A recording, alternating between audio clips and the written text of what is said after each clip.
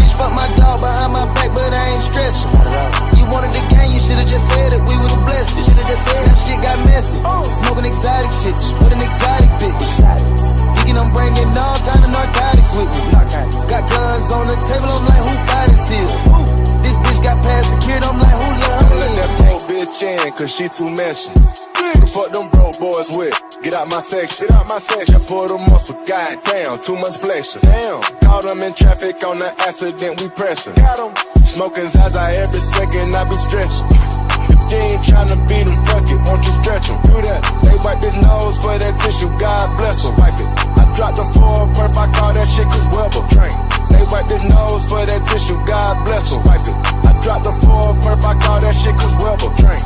I'm the huncho, bitch, I'm about my cheddar. Little hoe keep going outside, little bitch do better. Bitch. She want me to hit it, put my blicky on the dresser. Feeling pretty, just like Elon, pop the Tesla. You ain't got no motion, you can't stand up in my session. I said Carisha, please, cause she too messy. Bitch, fuck my dog behind my back, but I ain't stressing. You wanted the game, you should've just said it, we would've blessed it. Now shit got messy.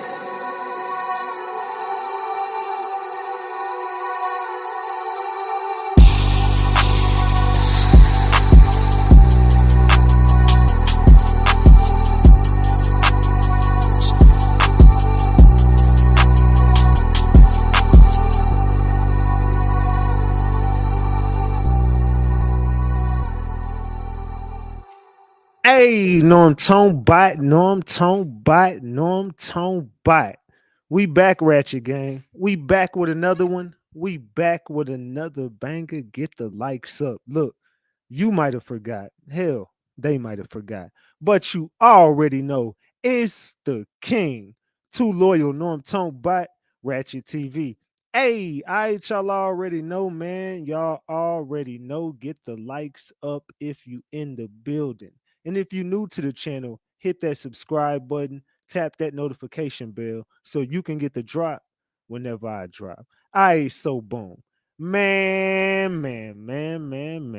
We got to talk, Ratchet Gang. We got to chop it up. Tonight, we got to talk about, we got to chop it up about Diddy, y'all. We got to chop it up about Diddy.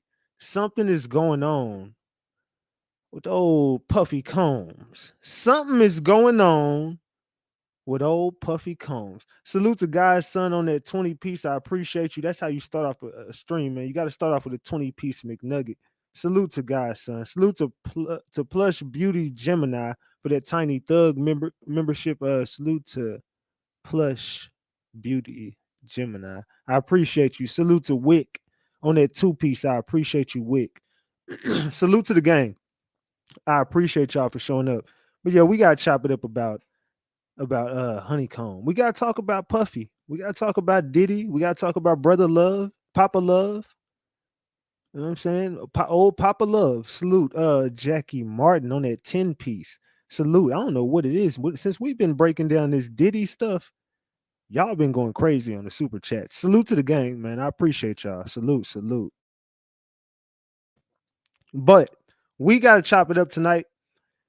Is let me ask y'all something.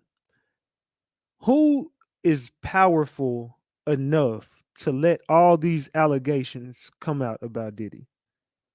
Who do y'all think Diddy done pissed off that has enough power to make all these allegations hit the internet, every mainstream blog site, and all this information be visible to everyone? Who is powerful enough to do that? Allegedly, and everything I say is alleged. And it's all under the Fair Use Act. And you can see the fair use disclaimer in the description of this video and in the description of all my videos. This is just for entertainment and educational purposes only. This is just to educate my people on what we've been covering over here. Like I said, it's all under the Fair Use Act. And you can see the fair use disclaimer in the description of this video. And everything I say is alleged. Allegedly. Allegedly. All right, so that's a wonderful word. Let's chop it up, y'all. Who is powerful enough to pull this off? Diddy has been known. He has been known to go against the grain, but allegedly, this is alleged industry talk. He went against the grain on a deal with allegedly he turned down a deal with Clive Davis. And I mean, I don't know, man. It's alleged, but that's why all this shit is starting to come out. Diddy knew this was coming. Right about the time that these allegations, right before, excuse me, these allegations flew on the internet, all of us witnessed Diddy do some very weird shit. He did some very weird shit. Let me hold on. Let me go back here. Let's go over here. Diddy started doing a bunch of weird shit, y'all. All right, let's go here. Let's go here. Right about now, I want everybody to go ahead and spark up your CBD, pour up your favorite beverage, orange juice, preferably, mix in whatever. I need everybody in the building to get dinner off the stove, get dinner out the oven, get dinner out the microwave, get dinner off the stove, get dinner out the oven. Yeah, whatever. Y'all know what the hell I'm saying. Anyway, uh, get your honeycombs ready. Get you a bowl of honeycombs ready for this one. I need everybody to get their favorite cereal. Matter of fact, everybody tell me in the chat, what's your favorite cereal? Go get an ice cold bowl of milk with this shit. I want you to pour up your favorite cereal tonight. I don't care if it's Smacks. I don't care if it's Kicks, Fruit Loops, Fruity Pebbles, Cookie Crisp, uh, Cocoa Puffs, Rice Krispies, Rice Krispie Treat cereal, Oreo O's, motherfucking. Look, everybody, hold on, man. That shit sounding good. Lucky Charms, Apple Jacks. I don't care what it is. Let me know what your favorite cereal is in the chat, man. Salute to India Perkins. I appreciate you. Says Diddy going down. I appreciate that 10-piece. Salute. Yeah, get your favorite cereal, y'all. Let's go ahead. Pour up your favorite bowl. Let's get this shit going. Y'all already know. Ladies, get your husbands out the way. You know what I'm saying? Or tell him to sit his ass down and learn something. You already know that this the voice that makes the ladies moist. The big ratchet. Ratchet TV. Tone bite. Let's get to it. Salute to Brooklyn Bay baby. Salute. You're the best, Ratchet. I know you're the best. I appreciate you for that 10-piece. Salute, salute, salute. I appreciate y'all. Man, y'all ready? All right, so right before the time. Matter of fact, hold on. Let me see how smart the gang is. Let me see how smart the gang is.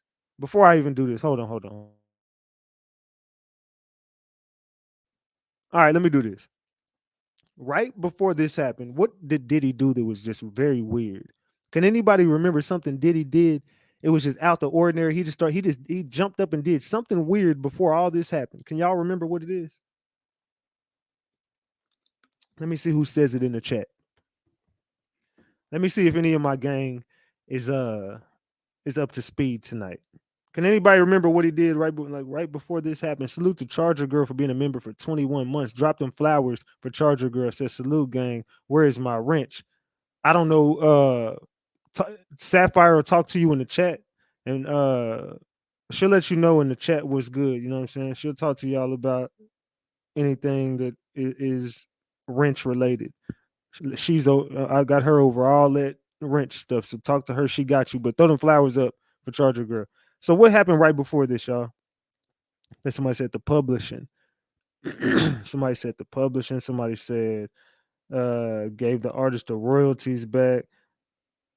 The wig. Was it the wig? That wig was loose. Somebody said Batman gave back the masters. The publishing gave back. And if y'all noticed that Matthew Perry and Batman, you know what I'm talking about? You know what I'm talking about? They said off the grid video. NDAs. The Joker. No one has said it yet. Nobody has said it yet. Y'all are right though. Yeah, he started doing a lot of sketchy shit, but I'm talking about it's something he got up and did. He got up and said some shit. Y'all can't remember? Come on, man. It's all good. I'm finna show y'all. Said gave $1 million to Howard. That's about them letters. That's about them sororities and fraternities. Stay woke on that. They said he gave Mace's money, changed his name to Love. They said Kim Porter started giving people the sued the liquor. There you go, K Monroe. Salute to K Monroe. K Monroe was the first person to come out and say it. K Monroe said at the awards. There you go. There you go, K Monroe. K Monroe is right up to par on this. Salute to No Coincidence for getting that membership. Welcome to Tiny Thug. Salute. I appreciate you, No Coincidence. Salute, salute, salute. All right, so let's get to it. Let me show y'all, man. Let's go, man. Y'all gotta wake up, man. I see y'all not woke, man. Let's go. Y'all not woke up yet. Well, I'm gonna get y'all woke after this. Let's go. I'm gonna keep it 100 with y'all. I was in a dark place for a few years, you know what I'm saying? And I have to give a special thank you, shout out, thank you, all that love. I gotta give a special thank you to the people that was really like there. Oh, my bad. Damn it. My bad. Damn it. Let's go back. Yeah, I'm gonna keep it 100 with y'all. I was in a dark place for a few years, you know what I'm saying? And I had And he was in a dark place. Remember the dark place, y'all. Remember, stay woke. to give a special thank you, shout out, thank you, all that love. I gotta give a special thank you to the people that was really like there for me. Bishop T.D. Jakes. What did I tell y'all? What did I tell y'all about TD? Didn't I tell y'all about TD? Hold on, get the likes up, y'all. Make sure you smash the like button as you come into this live. And look, I don't be in the chat like that. If Sapphire tell y'all something in the chat, just go with it. If not, it is what it is. So salute. Make sure y'all smash the like button for me though. Get the likes up.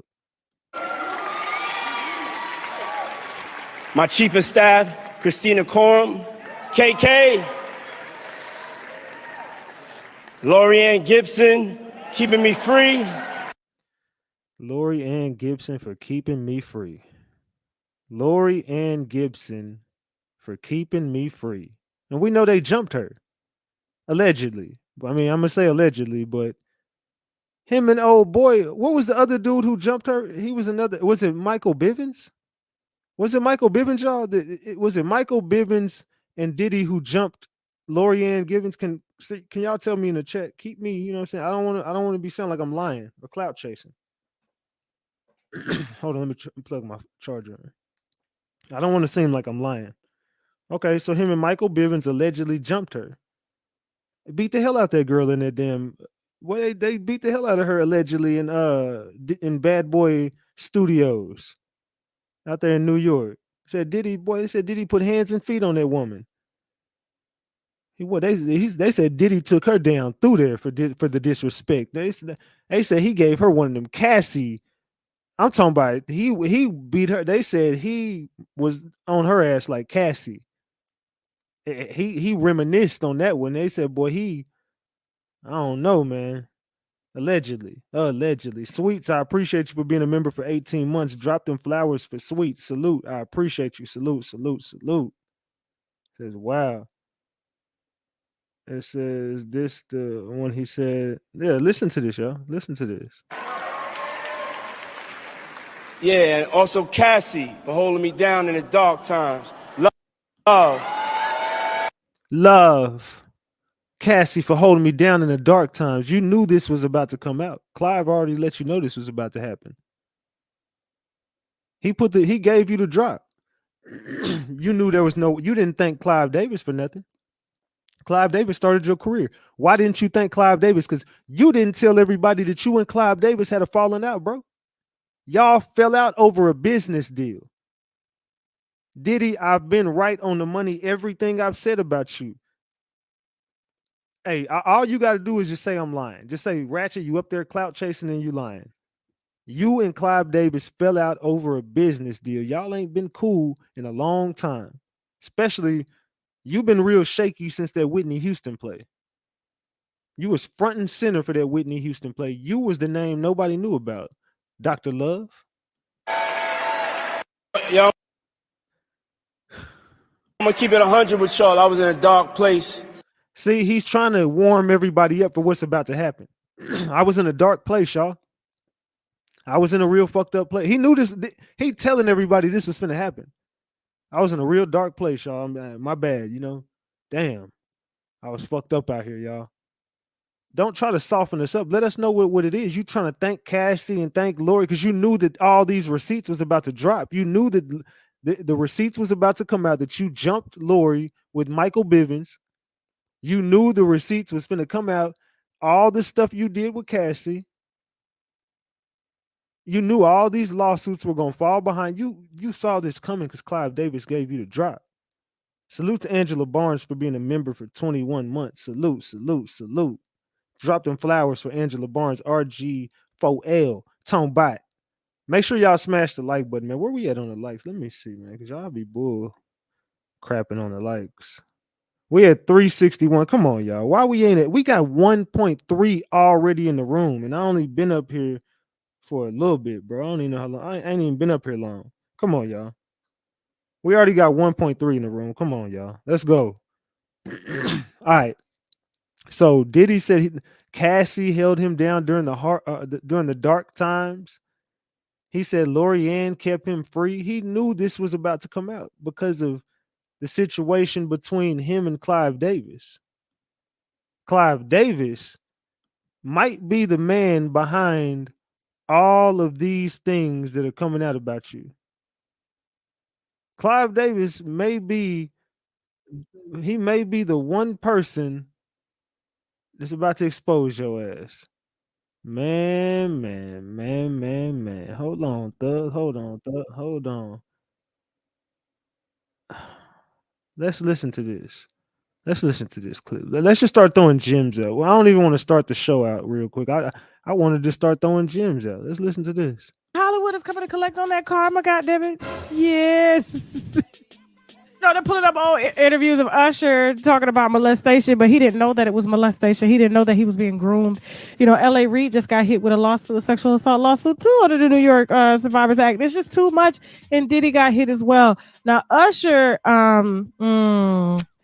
he's trying to really choose his words carefully with this, but go ahead. We can read it between the lines. I hope so. Let's go. And I lived with Sean Puffy Combs for a year. That's the crazy thing. Now, that was L.A. Reid's idea, right? We're sending you over to something called... See, and it was L.A. Reid. See, that's the part y'all didn't know. L.A. Reid went to Usher's mom and told Usher's mom this was supposed to be some Puffy's flavor camp, and this was supposed to be to get the kid ready for like the industry, and it was just to teach him the ropes or whatever. You know, he was going to basically put him under his wing, and you know, the word wasn't groom, of course, because I don't think the mama would have let him groom him, but you know what I'm saying? He made it seem like this was going to be something that was going to further his career. Let's just put it like that. This was something that Usher needed to do. L.A. Reid basically told the mama, look, this is what you need to do. You need to send him over there to P. Diddy. P. Diddy's blowing up in the industry. He's crazy right now. He can definitely get him a lot of studio time. He can get him choreographers. He can He's gonna be with him for a year. You got to sign over your guardianship to P. Diddy. You know what I'm saying, to make this happen. But when you do that, then he's in good hands. We the industry. Come on, we ain't gonna hurt him. You know what I'm saying? We come on. Whoa. Man. Let's continue. Puffy Flavor Camp. There you go. To learn Flavor Camp? Yeah, that's what it was called. And you're going to go to Puff Daddy's. He's In the 90s, do you understand what that's like? Puffy's place was like just filled with chicks and orgying like nonstop, right? No, not really. I mean, but hey, it was curious. I got a chance to see some things. Yeah, but you were 13. What were you seeing? I went there to see the lifestyle, right? And I saw it, and it was, but I don't know if I could indulge and understand what I was even looking at. It was pretty wild. So nobody tried to, some woman didn't come along. I didn't say that. Okay. I didn't say that. What I did say is that there were very curious things taking place, and I didn't necessarily understand. I was so mesmerized, I don't even know what you're talking about. I was just so blown away by the stamina, the connection, being reconnected. I know so much shit. You got like so much, what name all this shit out here? All those dance numbers and all that. Take your time and bring it in. Yeah, they always do those shit for you. You think nobody else gets you. You take your time, bro. Yeah, this is for you. Yeah, look at you. Look at you glowing in this look at you glowing in this spotlight. This is for you. Yeah, take it all in. The hell is you on, Diddy? Circling that man like that. Man. So L.A. Reid sent him down to the take that mansion. There was a lot of shit going on that Usher saw at 13 years old. He ain't gonna talk about the things he participated in because I'm sure deep down inside he's like, well, I wanted it. But when you're that young, you don't know what you want because your brain hasn't developed yet. So what they were trying to give Usher was sex appeal to sell. That's why when he came out at such a young age, we all thought he was older because he had been trained. This is what you call grooming. And that's why Usher only dates older women. But we ain't gonna talk about that because Usher's doing great right now in his career. And honestly, he can't really help, what went on. He was a child. But one day I'm sure he'll eventually see that I was groomed into what I am. I told you Hollywood is coming to collect on that karma, goddammit. Yes. they're pulling up old interviews of Usher talking about molestation, but he didn't know that it was molestation. He didn't know that he was being groomed. You know, L.A. Reid just got hit with a sexual assault lawsuit too under the New York Survivors Act. It's just too much, and Diddy got hit as well. Now Usher, he's trying to really choose his words carefully with this, but go ahead. We can read it between the lines. I hope so. Let's go. And I lived with Sean Puffy Combs for a year. That's the crazy thing. Now, that was L.A. Reid's idea, right? We're sending you New over York to something City. called Puffy Flavor Camp. There you go. To learn Flavor Camp. Yeah, Flavor that's what it was Camp. called. And you're going to go to Puff Daddy's. He's In gonna the 90s, do you understand what that's like? Puffy's place was like just filled with chicks and orgying like nonstop, right? No, not really. I Come mean, on. but hey, it was curious. I got a chance to see some things. Yeah, but you were 13. What were you I seeing? went there to see the lifestyle, Right. And I saw it, and it was, but I don't know if I could indulge and understand what I was even looking at. It was pretty wild. It was, So nobody it was tried to, some woman didn't come along. I didn't say that. Okay. I didn't say that. What I did say is that there were very curious things taking place, and I didn't necessarily understand it. I was so mesmerized, I don't even know what you're talking about. I was just so blown away by the stamina, the connection, being able to be connected. I know so much shit. You got like so much, what the all this shit out here? All those dance numbers and all that. She could tell me, bring it in. Yeah, they always do those shit for you. You think nobody else fits you. You take your time, go ahead. I see you. So L.A. Reid sent him down to the take that mansion. There was a lot of shit going on that Usher saw at 13 years old. He ain't gonna talk about the things he participated in because I'm sure deep down inside he's like, well, I wanted it. But when you're that young, you don't know what you want because your brain hasn't developed yet. So what they were trying to give Usher was sex appeal to sell. That's why when he came out at such a young age, we all thought he was older because he had been trained. This is what you call grooming. And that's why Usher only dates older women. But we ain't gonna talk about that because Usher's doing great right now in his career. And honestly, he can't really help, what went on. He was a child. But one day I'm sure he'll eventually see that I was groomed into what I am. I told you how. Man. Wick, I appreciate that 2-piece. Wick, salute. I appreciate you for sending that 2-piece. Salute. What y'all think about that? Do y'all feel like Usher was groomed by Diddy and L.A. Reid? I'm telling y'all how they finessed him, man. You know what I'm saying? Finessed the kid and his mom.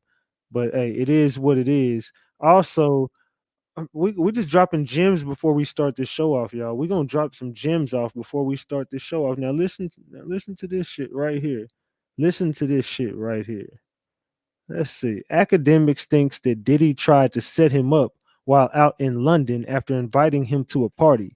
Saucy Santana going to jump out and start twerking. Wick, I appreciate that 2-piece again. Salute. Real talk, I think Diddy tried to line me on some Tupac shit. Like, yo, real talk. Like, I think Diddy tried to pack me. Like, this shit was crazy. Yo, I can't wait to tell you all the truth. So, the other night. Salute, I got the hookup for hooking up to Quan Great House with that membership. Salute. Diddy out here doing some, like, whatever. So, anyway, we trying to find somewhere to go. They say, yo, come in and say, yo, Diddy sent a personal invite for a big act to come pull up with him. And I'm like, yo, I heard about a back door, but it sounded like a front door type of thing. Like, yo, this is mad direct. Like, yo, tell Playboy to come party with me. Like, hold on now. You get what I mean? So I'm kind of pre in the movements, and I'm like, okay, he want me to come link him. I said, I know what this is.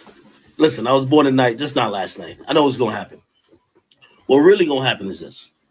I'm going to show up, and all of a sudden, out of the sprinter that Diddy is in, you're going to get a flexible little body fish like Saucy Santana jumping out, just moving wacky on me. Like, yo, just like. Yo, when did this dude develop this accent? I'm confused. I want to know, when did Akademiks when this boy could come to test me, who want come want war Akademiks? And who want come go to war with when he developed this damn Jamaican accent? Hold on, fam. Like, like twerking in front of my face or some dumb shit like that. I'm gonna have to smile. Like, come on, bruv. You're not. Hold on. You're not from London, fam. Like he got this. He got this the whole London swag. Like yo, bruv. Hold on, bruv. Hold on, fam. This dude is an actor, fam. Boy, what the fuck is you talking about? Bruh. Or I'm gonna pull up thinking we about to pop some Ciroc, some DeLeon. I'm thinking it's about to be sweet. All of a sudden, I'm gonna see that young Miami, that ratchet coming at me like, yo. So no win situation. So I had to really send a kite back. I said, yo. I sent a kite. But who the fuck is this guy? Who the fuck is this guy? Can someone tell me who the fuck is this guy? How come Diddy never asked me to come party with him before? Then I also had to ask, yo, what type of party? Diddy into some different type of party, dog. You get what I mean? If Diddy come tell you to party, you don't know what type of party he's on. So I'm really preying to him like, yo, Diddy want to party with me. Yo, what type of party? First of all, what type of party? What type of party we doing? Okay. Are we partying or are we just, yo. All I'm just trying to tell y'all, it seemed like it's like a backdoor thing. So, you know what I mean? It seemed like a backdoor thing. It seemed like a backdoor thing. Possibly a backdoor thing. This possibly a backdoor thing. I don't, I don't, a backdoor thing. Possibly. I'm like, yo, I'm already out of the country. Yo, he told me, he's like, yo, tell Playboy to come holler at me. We could party. Playboy? Hold on now. Hold on now. Lo and behold, I went to the hookah spot. I went to the hookah spot. I said that. I couldn't go. I'm like, yo, it's gonna be one of them Diddy party where Diddy be like, yo, how you feeling, daddy? Like, nah, brother, don't call me daddy. No. Nah, brother, don't call me daddy. No, nah, brother. Brother, no, don't do that, brother. Brother. Bruv. Are you from London, Africa? I'm confused. Or Jamaica? Like what? I don't know what this dude on, fam. No daddy around here. No puff, no daddy, no none of that. No puff, no daddy, no, no. No puff, no daddy. No puff, no daddy. Let's go. Continue. You know what I'm saying? Nah, I ain't going to no puff. Hell nah. I thought it was a setup to keep it real. I swear, I was like, I think he invited me that little fish Saucy was gonna hop on, and I'm about to tell people, yo, smoke. That boy Saucy almost hopped out, you know. Smoke that. Smoke. Yo, real talk, I think. So Akademiks thinks Diddy was trying to line him up. It sounds like you might have really wanted to party with him. Sound like you might have did party with Diddy, fam. You came back with a whole Jamaican London. You a Jamaican from London at this point, fam. I don't want no puff, no daddy. No puff, no daddy. No puff, no daddy. No daddy. What? Come on, fam. Somebody got it. This dude has to be stopped, fam. Somebody has to do something to stop Akademiks, but that dude is he think he Drake now. That dude's starting to think he damn Drake. Man. So they put a list together of the surviving Puffy. Surviving Puffy, y'all. Can y'all name the people in this picture? Let's start here. Man. This is surviving Diddy, y'all. What happened to all these people after Diddy? They even threw Stevie J on here. They threw Stevie J on surviving Puffy. Young Usher. Come on, y'all. I want everybody dropping names in the chat. Look at all these people. Kim Porter's on here, of course. Of course, Kim Porter would be on here, y'all. They threw Craig Mack on that motherfucker. Shine on that motherfucker. Suge Knight on that motherfucker, y'all. Get the likes up, y'all. This is surviving Puffy. Look at all of these people that are affected by Puff Daddy. Look at not Usher, Young Jock on that motherfucker, y'all. Look, look what happened to Cuddy. Look what they did to Cuddy, y'all. They took Cuddy, y'all. The vibes is back, man. They took Cuddy, man. They took Cuddy and gave us Lil Nas X. Mace. Come on, y'all. Immediately now. Come on, y'all. Look at all these people that were affected by Puff Daddy. Even through J-Lo. J-Lo got the hell from around him. She wouldn't, you know what she said? You know what? Let me squeeze my tiny ass back over here to Latin America. Let me squeeze my tiny ass back over here to Latin America, y'all. What's going on over here? Kimora.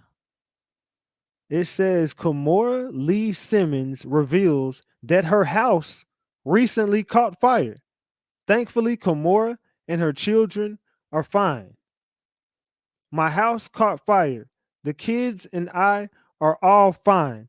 I cannot express enough my deepest gratitude to the numerous battalions, ladders, and units that attended to us for many hours today and quite possibly saved our lives. Thank you. So Kimora house has caught on fire, y'all. And she was set to talk about Diddy. She was one of the people who was supposed to come forward and give her testimony about Diddy and Kim Porter. This shit, it's like every day. I took a break yesterday. I could have had this story yesterday for y'all. I just took a break, man. I wanted to chill. But we back tonight. The vibes is back. Get the likes up. We getting 2,000 people plus in here tonight, y'all. Get the likes up. I need everybody to smash that like button and make sure you subscribe to the channel. Make sure you subscribe to the channel. What do y'all think about Kimora? Her house has recently just caught fire. And y'all know I got to end it like this on my receipt part. I just dropped a video, y'all, last night on Diddy. That motherfucker is almost at 400,000 views. I just dropped that bitch yesterday. Y'all. That motherfucker been going viral. Make sure y'all check that motherfucking Diddy almost had a panic attack. That man, that's what I just took that like 5 minutes ago. That screenshot. We going up, y'all. I'm talking about we dropped that motherfucker. That's the most viewed video right there. We going up on that one, man. Salute. Nobody doing it like us though, man. Nobody doing it like Ratchet Gang. Even Sapphire over there. Sapphire hit what? 34. No. Hold on. What did you hit? Was it 40K? I think Sapphire hit 40K on one of her videos over there on Chat Trap Official. I've been telling y'all to go over there to Chat Trap and we finna drop these videos off. I'm finna show y'all some shit real quick on this Diddy shit. But yeah, go over there to Chat Trap and subscribe, man. Sapphire got a 40K video, a 40K view video. So keep that a buck. I told y'all she was gonna be on y'all last. Y'all ready to talk about this Clive Davis, Diddy? Are y'all ready to talk about Clive Davis and Diddy? You won't believe who's allegedly helping Cassie, y'all. You won't believe who's allegedly helping Cassie. Sapphire, I'll tell you what she did in the chat. How many views did that video get, Sapphire, that you dropped? 40K? Yeah, she hit a 40K. She hit a 40 piece on y'all. Sapphire popped out the bushes and got a 40K view video on y'all. I told y'all she was gonna be on y'all last. Let's go, y'all. Who is helping Cassie right now? Drop it in the comment section who y'all think is helping Cassie. Hey, this Diddy and Cassie shit crazy. You gotta hear this. This guy behind me, I'm hearing, is behind the whole thing. Wait till I break down how Clive Davis is behind the whole Cassie and the Kim. Man, I don't like it. This is alleged, but shh. Right now, Diddy and Clive ain't on speaking terms.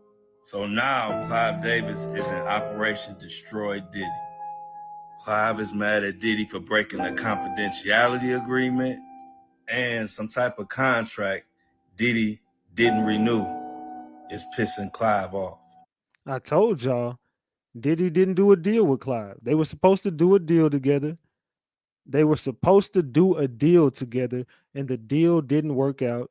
Diddy turned his back on Clive allegedly and on a business deal. This is about money. That's why they taking everything from Diddy right now. Stay woke. Davis is the thing. Wait till I break down how Clive Davis is behind the whole Cassie and the Kim. Man, I don't like it. This is alleged, but shh. Right now, Diddy and Clive ain't on speaking terms. So now Clive Davis is in Operation Destroy Diddy. Clive is mad at Diddy for breaking the confidentiality agreement and some type of contract Diddy didn't renew is pissing Clive off. And after Diddy didn't sign that contract, whatever it was, he cut off all communication with Clive. And that's when it got crazy. So check out what Clive did. Clive helped Cassie get those lawyers and handpicked and put the whole play together. Clive Davis is the one who put the battery in Cassie's back to go get that money out of Diddy. If anybody was going to be able to get this off on Diddy, it was only going to be the teacher.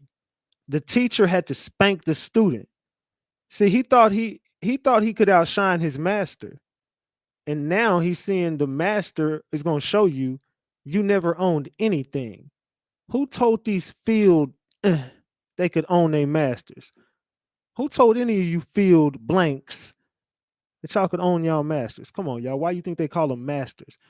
Diddy, your ass is, you either going to hell or jail, brother. A confidentiality agreement and some type of contract Diddy didn't renew is pissing Clive off. And after Diddy didn't sign that contract, whatever it was, he cut off all communication with Clive. And that's when it got crazy. So check out what Clive did. Clive helped Cassie get those lawyers and handpicked and put the whole play together.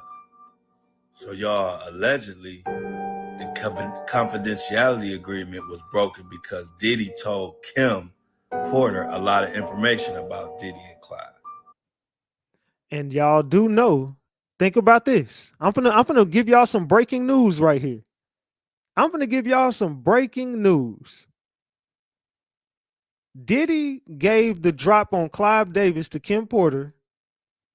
They had to make sure Kim Porter got taken down because in that book that Kim Porter wrote, she was going to detail everything about Diddy and Clive Davis's business dealings. She was about to give the drop on everything about Clive Davis. Clive Davis is the one who had to get Kim Porter up. You know what I'm saying? Diddy just had to go with the play. It was out of Diddy's hands. He just had to go ahead and go with it. It was nothing Diddy could do because Clive Davis was on her ass. Then, when she died, someone breaks into her house and stole all her computers.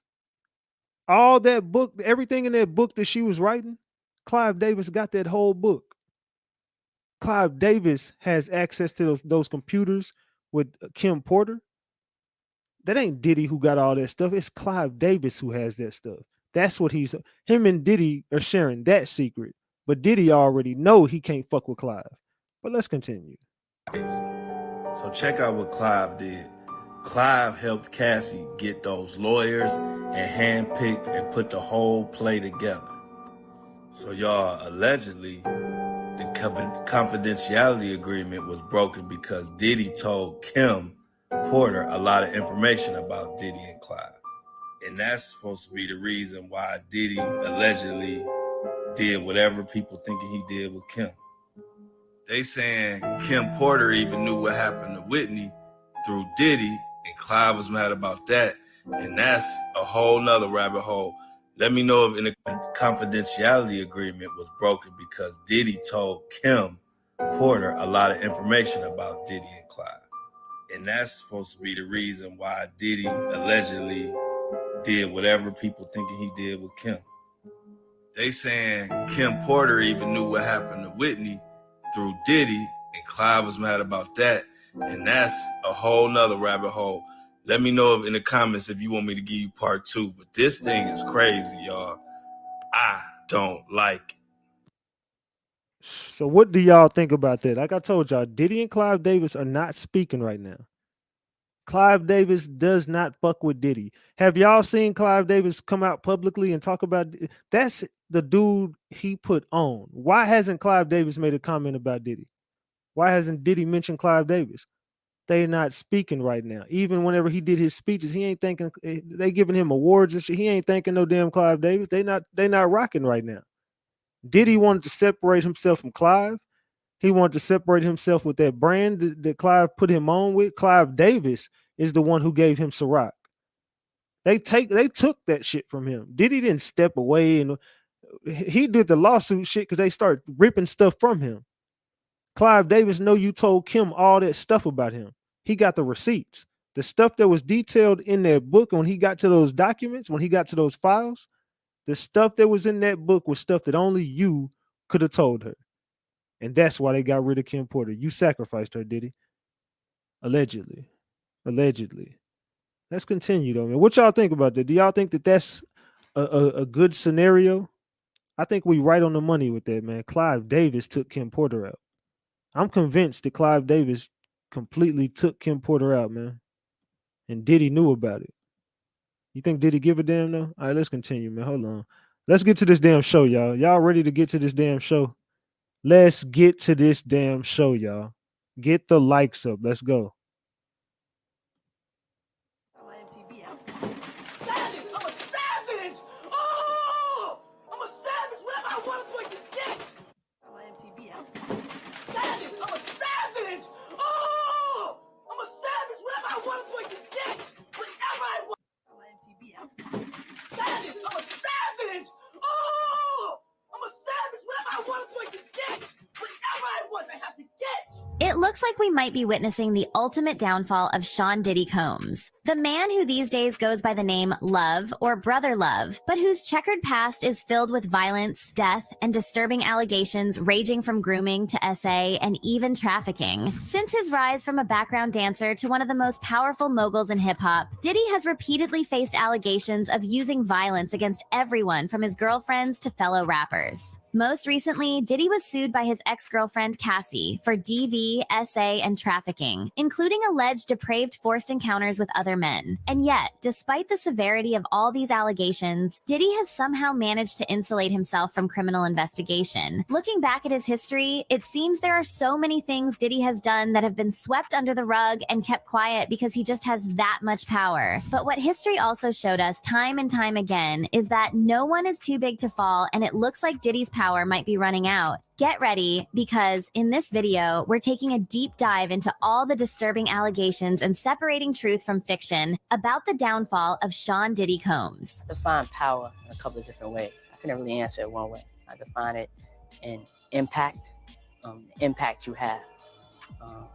Is it positive? Is it negative? There's two ways your power in ways. I can never really answer it one way. I define it in impact, the impact you have. I thought that was Draymond Green for a split second. I'm gonna be real. Positive? Is it negative? There's two ways your power could go. Sean John Combs was born in Harlem, New York City on November 4th, 1969. His mother, Janice Combs, was a model and a teacher's assistant, while his father, Melvin Earl Combs, served in the U.S. Air Force and had connections with Frank Lucas.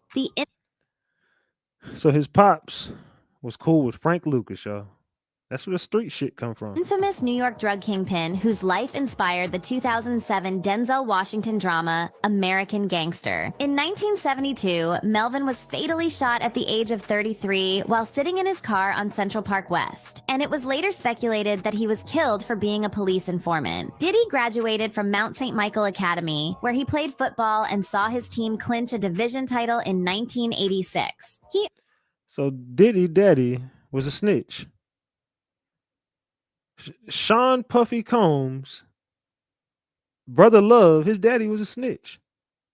earned the childhood nickname Puff because of his tendency to huff and puff when he was angry. Diddy briefly pursued a business degree at Howard University. However, he left after his second year to focus on his dreams of becoming a music mogul. During his college days, Diddy became known for throwing wild parties, attracting up to 1,000 participants, and it was allegedly at one of these.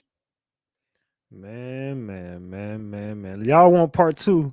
Get the likes up for part 2, man. Let's continue this shit, man. Let's continue this. What y'all think about this, man? Diddy is on a rampage. I'm a savage. Oh, what the hell, boy? Calm your ass down, Diddy. Come on, whatever you want, you're going to get. I bet the hell you will. With all them damn allegations that came out about you, you definitely took what you wanted. You and Aaron Hall. Freaky asses. Parties that 19-year-old Diddy met his mentor, Uptown Records founder Andre Harrell. In 1990, Harrell hired Diddy as an intern at Uptown and later promoted him to talent director. However, Diddy's ambitions were bigger, and he allegedly got involved with some shady industry higher-ups who promised him a life of unlimited wealth and power. But that kind of life comes with a price. And according to long-standing conspiracy, that price was a blood sacrifice. While working as an intern at Uptown Records, Diddy earned money as a party promoter, and he allegedly had a rep for packing places over their capacity, a practice that eventually led to a horrifying incident at City College in Harlem when 9 people were crushed to death in a crowd stampede. According to a report by The Source magazine, on December 28, 1991, Diddy and Heavy D organized an AIDS fundraiser basketball game at the City College gymnasium, and about an hour after the game was set to begin, chaos ensued when more than 3,000 people tried to cram in the already packed gym. 9 people were trampled to death, with the youngest victim, Jabal Rainey, being just 15 years old. Among the deceased was also the pregnant girlfriend of rapper Father MC, whom Diddy had signed to Uptown Records. Oh my God. Diddy been sacrificing people. It was a whole stampede. Did y'all even know about this? The mass deaths surrounding Diddy. Look at all these people. 9 people took out at an organization. Diddy did that, bro. Diddy, hashtag Diddy did it. Hashtag Diddy did it. I need to see the hashtags, y'all. Diddy did it. Sometimes I thought I was gonna pass out because it was hot on that staircase. You know what I'm saying? And when they closed the doors, I knew something was going down. City College was a deep experience for me. I was there, I was on the floor, I watched people take their last breath, regurgitate, and die. Gene Deal, the man who would later become Diddy's personal bodyguard, was working security at City College that night, and he later recalled how he tried to warn Diddy they needed more people to clear the entrance, or someone would end up dead, but Diddy told him not to worry about it. I said, yo, I told Puff right then and there, I say, Puff, if they don't do a boxing one outside and get these kids off the door, somebody gonna die tonight. He said, Gene, don't worry about that. Don't worry about that. You just handle the stars once they come inside. Now, Gene also mentioned in the same interview that Diddy's partner, Jessica Rosenblum, was also at the scene that night. They got trapped down the stairs. After they broke through the first glass, they got trapped downstairs, the second door, because Jessica had got scared. That was Puffy's partner at the time, Jessica Rosenberg. She got scared, ran downstairs with the money box and shut the door behind her. And all those people got shut down in there. So no one even knew about this. A lot of people didn't. Miriam, psychic medium. Salute for that 20-piece. I appreciate you. Said Ratchet. Salute, Ratchet. Big up. Salute to you. I appreciate you for that 20-piece. Salute. Jessica was one of the most prominent female party promoters in the hip-hop scene in the early 90s. And while very little is known about her private life... Let's continue. Y'all ready for part 3? Are y'all ready for part 3? I told y'all, man, we got a lot on the menu tonight, man. With this, it's so much. There's more bodies. See, y'all didn't even know about the 9 people Diddy allegedly sacrificed at that damn at that damn event that him and Heavy D put together. And he took out his artist baby mama at that damn event. He sacrificed his artist baby mama at the damn event allegedly, man. She was reportedly the mastermind behind Diddy. Salute Kiki for that 10-piece. I appreciate you. Said salute Top G. Love y'all, gang. Miss y'all. I'll be back soon, stronger than before. Salute Kiki. I appreciate you, Kiki. Salute. She was reportedly the mastermind behind Diddy's infamous white parties that he started throwing in the early 2000s. And there's also been a lot of conspiracy theories about Rosenblum being part of some kind of secret Hollywood society. The only other prominent female hip-hop music promoter in NYC at the time was Maria Davis. And in 2015, Maria made some very interesting comments about Jessica Rosenblum in an interview with Vibe magazine. "You're always nervous trying to get people through the door. And back then, I was the only Black female promoter. There was nobody else doing it the way I was doing it. It was just me and Jessica Rosenblum. Puffy, Russell Simmons, and all them used Jessica. They used her and God used me." Now, the fact that Maria said God used her and the others used Jessica made it sound like she was implying that Jessica was pure evil. And a lot of people interpreted this as Maria saying that the likes of Diddy and Russell Simmons sold their souls to the other side. When Vibe magazine prodded Maria to explain what she meant by that statement, she suggested that Jessica was connected to some of the most powerful men in the music industry, including Liar Cohen, the man who has been referred to as hip-hop's evil puppet master. Jessica Rosenblum was very good friends with Russell Simmons and then Liar, So where I had to fight for Mad Wednesday, they didn't have to fight, They got it easy. So clearly, Diddy knew how to network and he established important connections with the upper echelon very early on in his career. Now, at the time of the 1991 Stampede, Diddy was largely unknown to the public. However, as his fame grew, people started speculating that this stampede was some kind of ritual sacrifice that Diddy did to prove to his superiors he was ready to do anything for fame and power. Also, after the 2020 very early on in his career. Now, at the time of the 1991 Stampede, Diddy was largely unknown to the public. However, as his fame grew, people started speculating that this stampede was some kind of ritual sacrifice that Diddy did to prove to his superiors he was ready to do anything for fame and power. Also, after the 2021 Astro World crowd crush killed 10 young people during Travis Scott's performance, a lot of people started saying that Travis's reaction to this tragedy was eerily similar to how Diddy reacted to the 1991 Stampede. Basically, they moved on like nothing happened.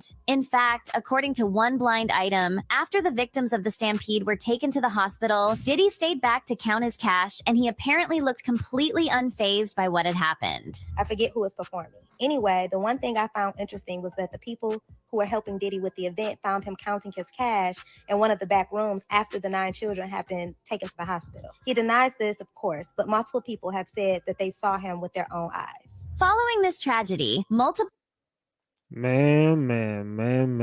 What y'all think about this shit, man? We got 2,400 people in here, man. We going for 3,000 tonight. We are going for 3,000 viewers tonight, y'all. This gonna be one of them ones.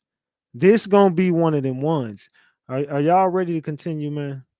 So what y'all think about that? Did Diddy allegedly take part in a hip hop ritual that took out 9 people? How many people lost their life in the Travis Scott thing, y'all? How many people was it? Let me look. Y'all tell me in the chat. Chat, tell me how many people lost their life during the Travis Scott tragedy that happened. Diddy breaks down after he goes broke over SA allegations. We about to check this video out next. How many people were at the Travis Scott thing that did? 8? It was 8. I see 8. I see 10. I see 4. 12. Okay, I see no consistency with these numbers. Let's just say it was about 9, around there. It's somewhere around there. I don't know. It's somewhere. Was it 10? I think it was 10. It was about 9 or 10. I want to say it was around 9, 10, or 11. Some people says 9. It was 9 or 10. Okay, I think it was 10. Let's continue. Like that, you the one going broke.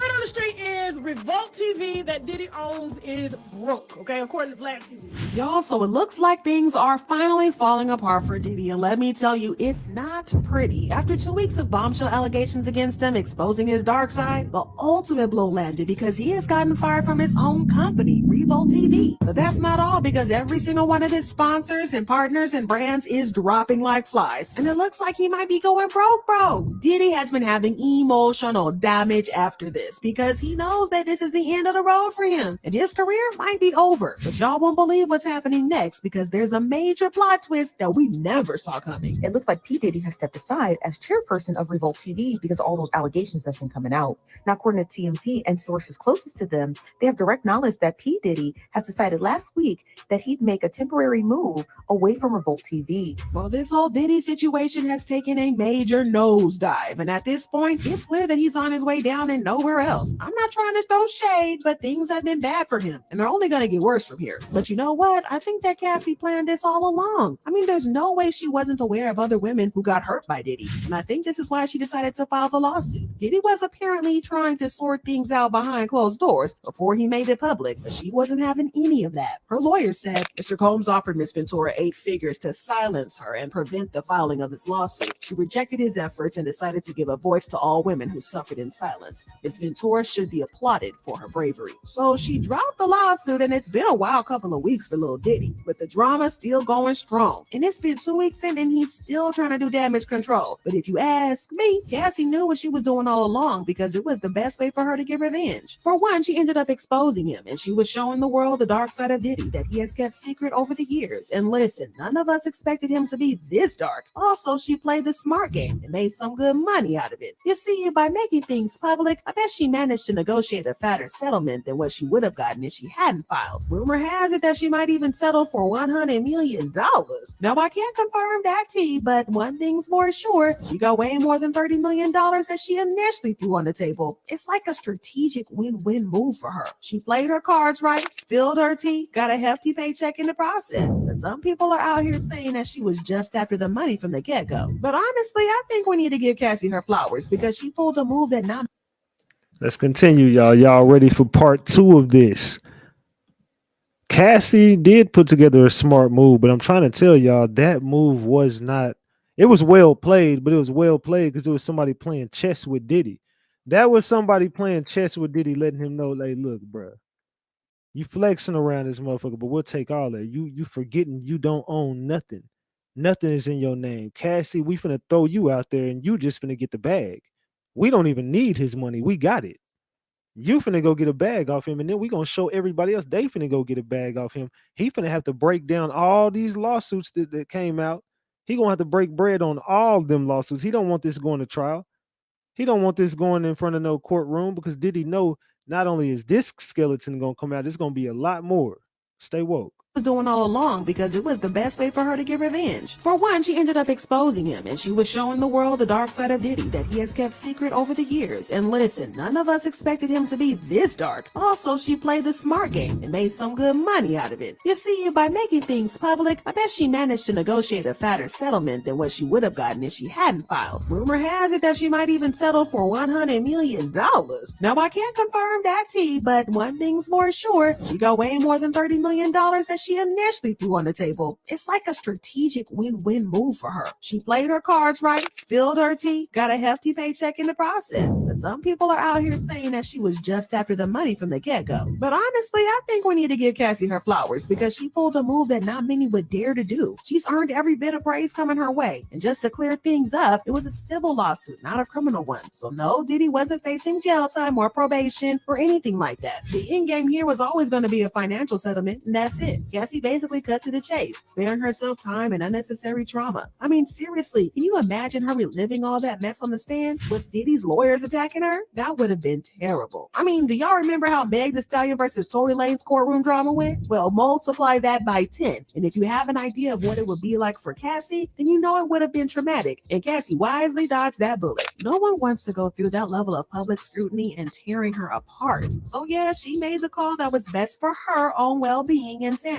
But the thing is, she actually ended up exposing Diddy because the things she said in the lawsuit left us all shook. The lawsuit started off by revealing that Diddy essayed Miss Ventura in her own home after she tried to leave him, often punched, beat, kicked, and stumped on Miss Ventura, resulting in his burst lips, black eyes, and bleeding. Forced Miss Ventura to engage in intimate acts with male SWs while getting off on it and filming the encounter. Demanded that Miss Ventura to carry his firearm in her purse just to make her uncomfortable and demonstrate how dangerous he is, and introduced Miss Ventura to a lifestyle of excessive alcohol and substances and required her to procure illicit prescriptions to satisfy his own addictions. She also revealed how he put hands on her over and over again, talking about this on multiple occasions. On one of those occasions, they were home from a party and Mr. Combs Miss Ventura repeatedly in an Escalade, including by kicking and hitting her. He forced her out of the vehicle on Fifth Avenue in New York City. She was eventually able to hail a cab and get to her apartment in Manhattan. The lawsuit also talked about a time that Mr. Combs Miss Ventura, pushing her into a corner of the vehicle and stomping on her face. When the car arrived at Mr. Combs' residence, Miss Ventura attempted to run away, but Mr. Combs followed her and proceeded to again kick her in the face. Miss Ventura was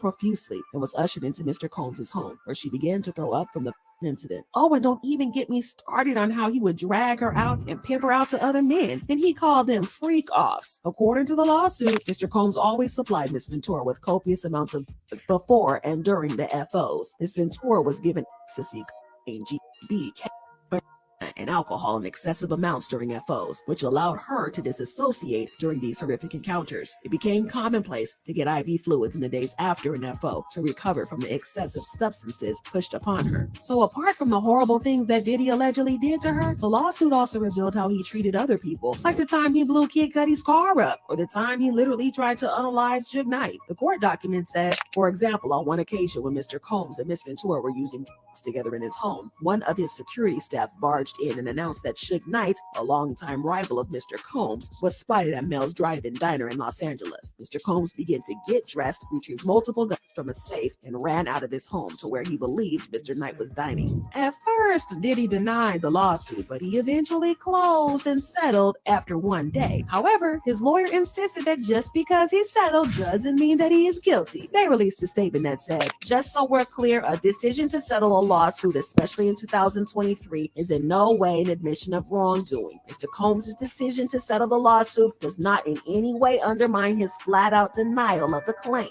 He is happy they got to a mutual settlement and wishes Miss Ventura all the best. Oh, and remember how I said that Cassie's lawsuit opened up an entire can of worms? People have been coming for Diddy. Well, Suge Knight spoke up from prison and backed Cassie up on this. And he went on to reveal that Diddy even beat up his assistant Capricorn because she covered up for Cassie when Cassie started dating Kid Cudi. It's not like it's new news.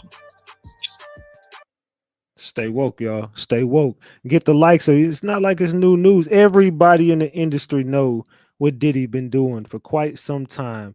All his shit just starting to hit the fans, y'all. All his shit starting to hit the fan. Let's get the likes up for part 3, man. We about to play part 3 of this story. Part 3 coming up. Let's go, y'all. Get the likes up.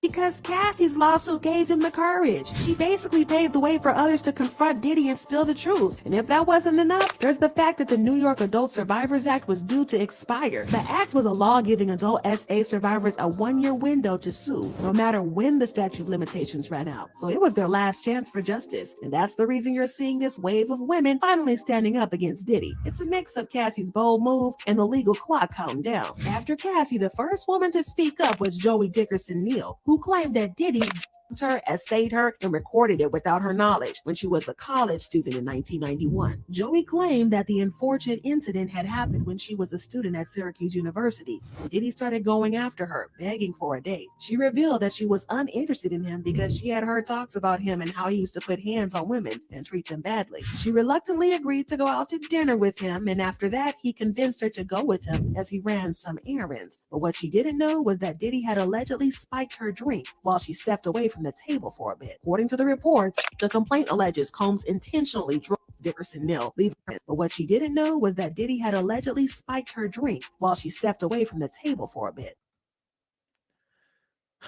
So Diddy spiked her drink purposely. How is this dude free? Can anybody in the room tell me how all these allegations against one man are out? This dude is walking free.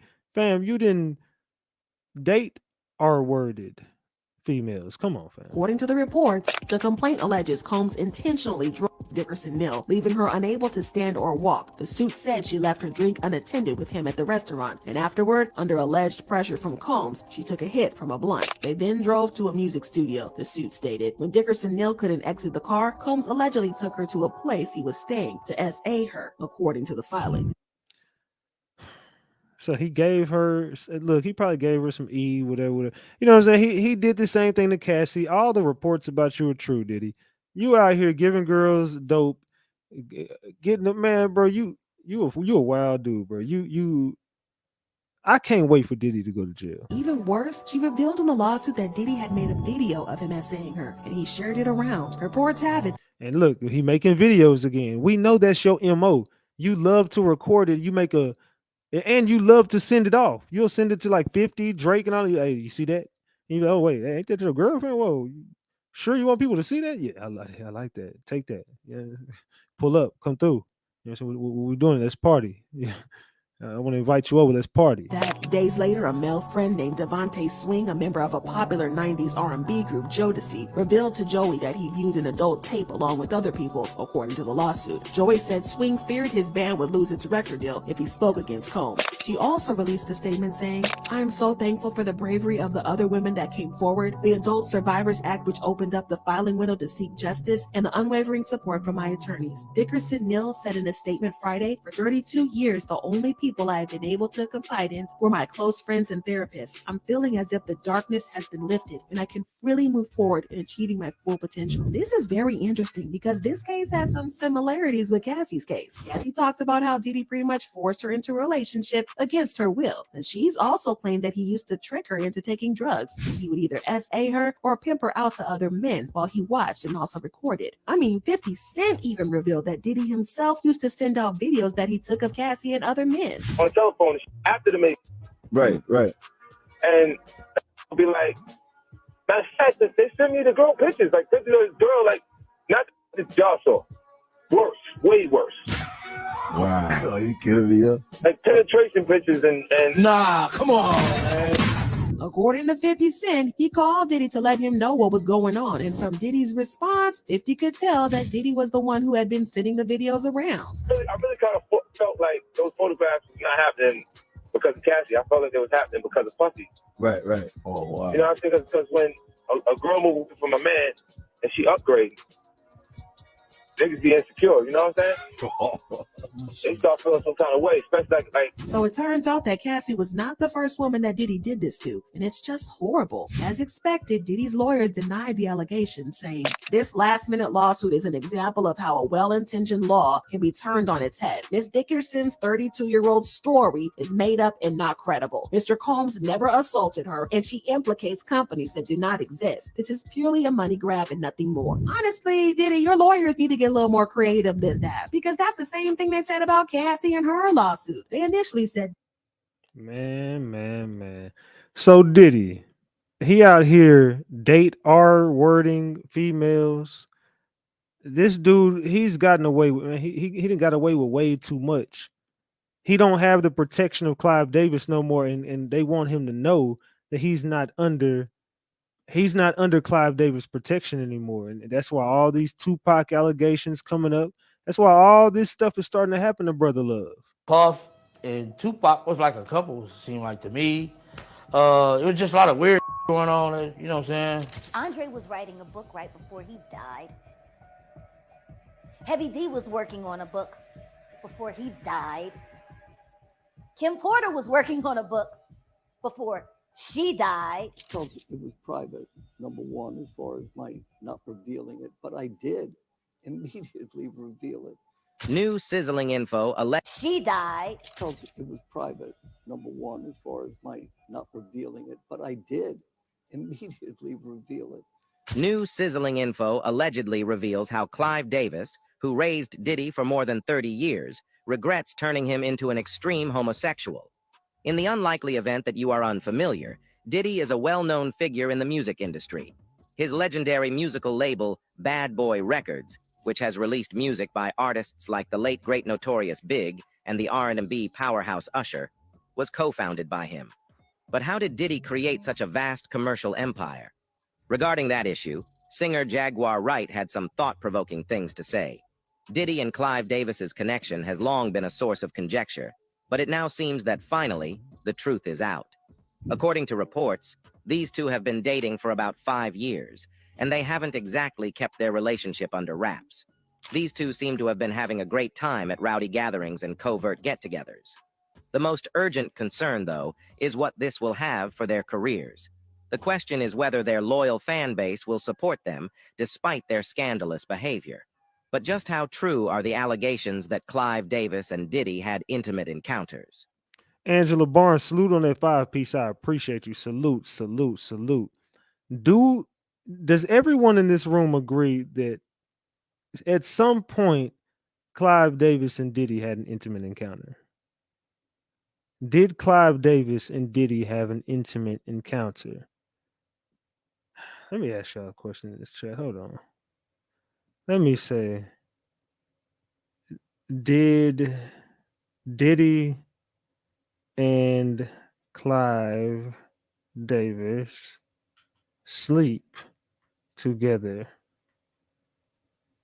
Did Clive Davis and Diddy sleep together, y'all? I want to know in the chat, do y'all really feel like these two men had some type of entanglement or some type of relationship? Davis's contribution to the development of multiple historic recordings has made him a household name. But he's been in the news lately for something else entirely: his amorous adventures. After his previous 2 marriages ended in divorce, Davis embarked on a mission to discover the reason for his intense attraction to men. After believing he was heterosexual for the first half of his life, Clive suddenly came out with a brave and honest confession regarding his S orientation. But what does this mean for his career going forward and those he has molded like Diddy? This realization led Clive to make the decision to go back on the dating scene, this time with a man. Clive says he's not ashamed of his attraction to men and never has been. I never felt ashamed, no. I felt puzzled. The subject of bisexuality really needs much more discussion. It's a status that does exist. Story. That's part 1, y'all. Clive Davis and Diddy say he turned that man into a monster and he regrets it, and he's trying to strip him of all the power that he gave him right now. Clive Davis is trying to strip Diddy of every bit of power that he gave him right now as we speak. And this is all happening because of Clive Davis. You bet your bottom dollar. Salute. Get the likes up. Let's go. Stories about Diddy's rise to fame have been around for a while, but it seems like there might be more to the narrative than we initially thought. Some sources claim that Diddy and Clive were together for a minimum of 5 years, and that Diddy regularly attends public events alongside the legendary music executive. Clive has been open about his relationship up to this point, but he hasn't revealed who his partner is. Allegedly, Diddy is the one who has gained Clive's love. Even though Clive has refrained from discussing their relationship, it is clear that they remain very close. Diddy and Clive have a great friendship that dates back a long way. For the past few years, Clive has been dating a man who is heterosexual, while Diddy has been accused of concealing his sexual orientation. Their circumstances are perfect for their romantic impulses to blossom. Furthermore, Clive has never denied these accusations, which only strengthens them given his candor regarding his relationships and sexual orientation. Diddy has also remained silent regarding the issue. When Diddy first met Clive, he was a struggling artist attempting to make it in a competitive industry. He was barely 23 years old. Searching for a performer who could genuinely connect with the crowd, Clive was drawn to Diddy's hip-hop concepts. Regarding his initial encounter with Diddy, Clive expressed that he had at last found what he was seeking. Puffy was 23 years old, and I knew the artists that I had, Aretha, Dion, Whitney, was one kind of music, Davis says. LaFace ushered in blue-collared R&B at its height. But sensing the hip-hop revolution, both L.A. Reid and I agreed that we could use someone really attuned to the street. Who better than the guy connected to Frank Lucas, right? The guy connected right in with Frank Lucas and his people. And at this time, you know what I'm saying, that's when he was rocking with L.A. Reid. Everybody know who L.A. Reid is. L.A. Reid and Clive Davis groomed a lot of young men in the industry. You got to know what you can do for yourself, and you got to know when you need to look to other people. Diddy first met Clive Davis at Uptown Records, and that encounter greatly influenced Diddy's career. Clive claims that witnessing Diddy make such remarks was a turning point in his professional life. When I met with Puffy, he articulated that hip-hop should be part of the top 40 mainstream and that the business would change in the future. And I said, "What have you got to illustrate that point?" And he played me Craig Mack's Flava in Your Ear, and he played me the then unknown artist that he felt and believed so strongly. He played me 4 or 5 cuts from Notorious Big. Diddy's explanations convinced Clive, who subsequently stated that Diddy had effectively conveyed his idea. So it's that easy, huh? Some dude just pulls up to you and say, "Hey, look, man, we finna change the whole dynamic of everything. I got this. Whoop, whoop, whoop. You ain't never heard no rap." And all of a sudden, like, oh yeah, with that flavor in your flava in your ear, a little bit of flava. Oh, I'm fucking with the flava. I seen flava flav. Oh, come on, bro, get your goofy ass on. That is not how it happened. He got on his knees allegedly and made that shit possible. He got right to work on Clive Davis.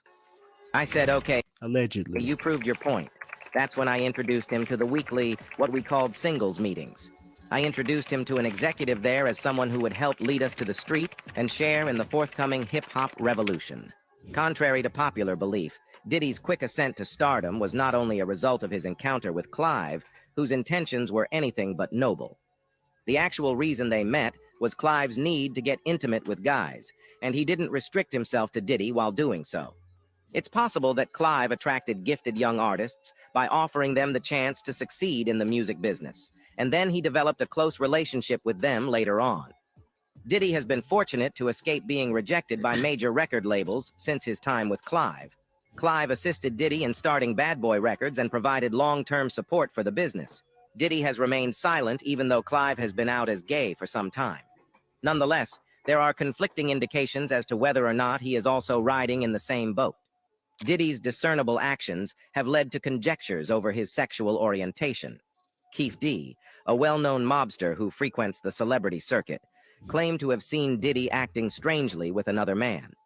Gene Deal, Diddy's former bodyguard, has several anecdotes that allude to his sexual orientation. Deal once saw Diddy and another rapper, both naked, emerge from a restroom. Apparently, Diddy didn't care if Gene was aware of his sexual preference. Diddy's former bodyguard revealed after Kim Porter passed away that the rapper had cheated on his ex-wife during their marriage with both men and women. According to reports, Diddy made approaches even to famous men, one being rapper 50 Cent, who dismissed him on arrival. Additionally, Usher disclosed some unsettling information regarding his visitation at Diddy's residence back when he was just a newbie in the entertainment business. Usher revealed that around the age of 14, he was initially exposed to drugs, alcohol, and other destructive behaviors. But is Clive Davis responsible for all these crazy things Diddy did in the past? For decades now, Clive has been one of the most well-known and influential music producers and executives of all time. He earned this title by discovering, kickstarting, and producing music for some of the world's biggest talents. He has been in the spotlight for helping music legends such as Whitney Houston and Barry Manilow get their start. He has also lived an interesting life, not only as a music producer. Man. Oh, Clive. Clive turned Diddy out. Allegedly, Clive Davis is the one who turned Diddy out. He took him from the streets and made him into a man. He made a man out of Diddy. He taught him how to take that. He taught Diddy how to take that.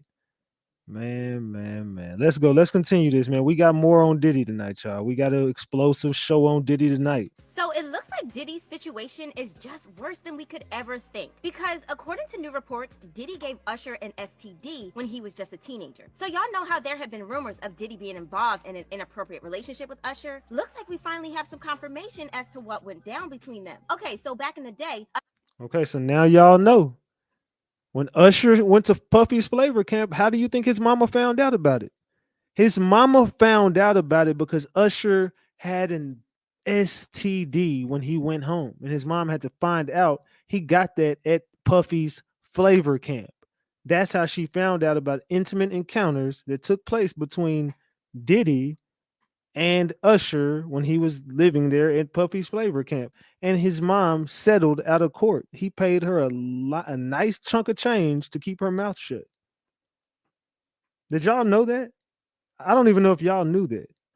When he attended Puffy's flavor camp, he contacted an STD, allegedly. Usher was signed by L.A. Reid when he was just a child. He wasn't even a teenager yet, so that gives an idea of just how long he has been in the industry. He had a great voice and everything, but when he hit puberty, his voice started to crack, and L.A. Reid was considering dropping him as an artist. Usher was able to convince Reid not to drop him, and so Reid sent Usher to live with his good friend Diddy. Usher was just 13 when he started living with Diddy, and from the very start, it was obvious that his house was no place for a child to be. He was a heavy elite partier, and he often exposed the young Usher to a lot of things that he shouldn't have been exposed to. The interesting thing about this is that Usher rarely talks about his experience living with Diddy and what it was like for him. Howard Stern got him to open up once, and the things that Usher said were enough to send alarm bells going off in their heads. Where do y'all think he contacted the herpes from? He got that at Puffy's flavor camp. That's what happened at Puffy's flavor camp. He contacted herpes, allegedly. And we all know the lawsuits that have come out to say Usher does have it. He's been having it since he was at Puffy's flavor camp.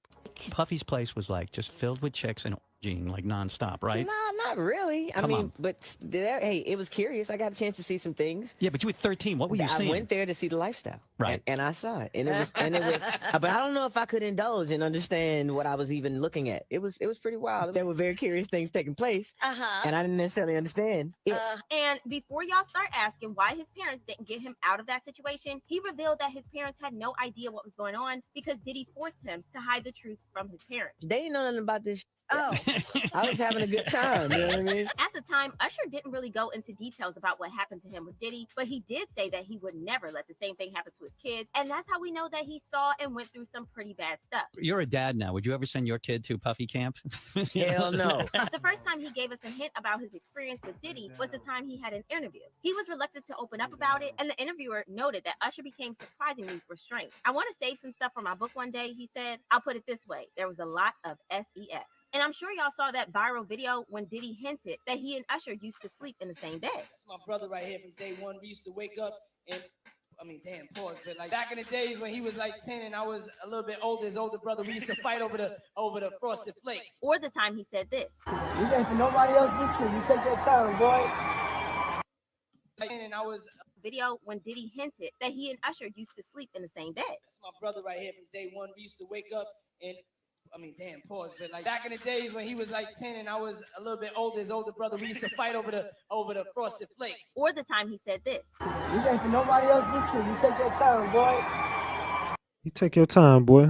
This ain't for nobody but you. You take your time, boy. Look, well, don't be serenading me like that as I'm walking out onto a stage, fam. Like, don't do me like that, fam. Don't be circling 360 in me, telling me how good I look tonight. Let's stop right there. But Usher probably liked that shit because you groomed his ass to love that shit. He had FOs whenever he was at Puffy's flavor camp. Y'all know how old he was there. As it turns out that there might be some truth to the allegations after all, because Usher is also alleged to be one of Diddy's victims. Diddy's former bodyguard, Uncle Gene, has also kind of backed up this in an interview where he revealed that a lot of people in the industry knew that Diddy had a thing for young girls and boys, but they just stood by and watched him have his way. All these industry people know that Diddy been acting like this and doing this and trying to engage other men into acts with him. There was story that he was trying to get Chris Brown. There's stories about, each other men into all these industry people know that Diddy been acting like this and doing this and trying to engage other men into acts with him. There was story that he was trying to get Chris Brown. There's stories about,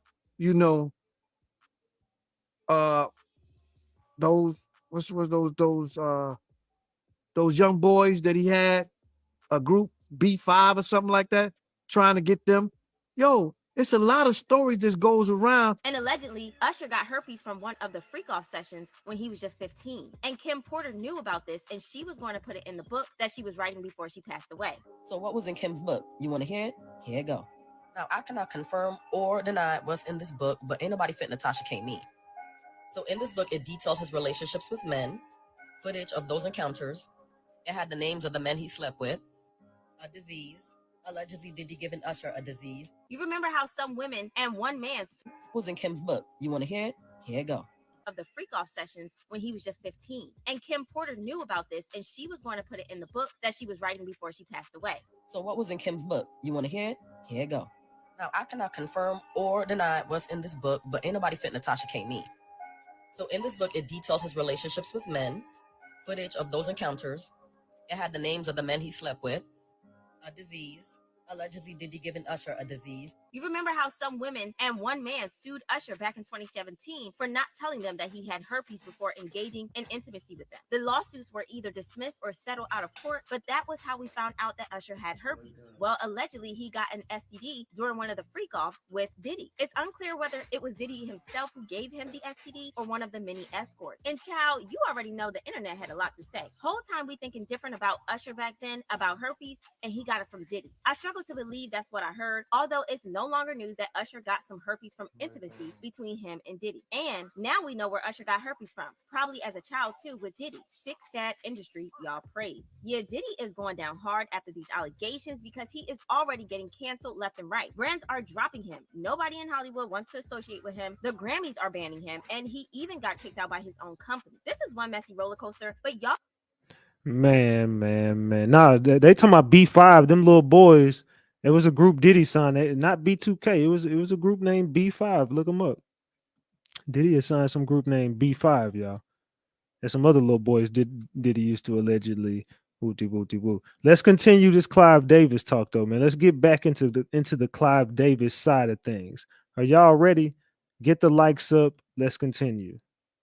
I think there's an aspect of it that's clearly has to do with one's own morality, because it's too easy to jump on that wagon of it's a disease or my brain's been hijacked. There is a growing sense that Diddy may be facing the end, given the increasing number of individuals stepping forward to unveil his concealed secrets. The latest revelation comes from none other than Robert J. Downey, who has decided to share his side of the story. It's easy to embrace hopelessness when things seem insurmountable, and yet it's actually just a matter of time until all of the elements come together for things to be all right. I mean, I believe that Downey's account is particularly startling as it exposes Diddy's alleged connections with Clive Davis in carrying out disturbing actions. Loosely prearranged destiny. And what's incredible is how far afield you can go from it and still find your way back. So let's get started to know what the story actually is. P. Diddy and Clive Davis are long acquaintances from the days when Tupac's time was on Boom. Even before receiving the Grammy Salute 2020 to Icons Award, honoree Sean Diddy Combs took the Recording Academy to task at the pre-Grammy Gala on that Saturday night. The event had already etched itself into the annals of the prestigious Clive Davis, an Academy-hosted gathering. The night featured explosive performances by Beck, Brandi Carlile, Cyndi Lauper, Miguel, Santana, Faith Evans, and Lil' Kim. Amidst Davis's acknowledgments to luminaries like Beyonce, Jay-Z, Cardi B, Dua Lipa, Janet Jackson, Ozzy Osbourne, Nancy Pelosi, and more seated in the star-studded audience, the atmosphere was charged with multiple standing ovations. What most people don't know is that Diddy actually had a mentor that molded him into the monster he is today. Most of you should have heard about the powerful music executive Clive Davis and his contribution. The explosive evening appropriately kicked off with a bombshell performance by Beck, who ignited the audience with a dynamic medley featuring hits like Loser and Where It's At. Following the electrifying opening act, interim CEO board chair Harvey Mason Jr. delivered welcome remarks that briefly acknowledged the long-standing issues brought to light in the wake of allegations made by ousted President CEO Deborah Dugan over the preceding week. Grammy Week is the time of year when music communities all come together, Mason said, to celebrate and embrace one another, to reflect on our accomplishments and acknowledge necessary areas of improvement. Then Motown founder Berry Gordy sparked laughter during his introduction of host. My bad, y'all. My damn dog over here fucking with me.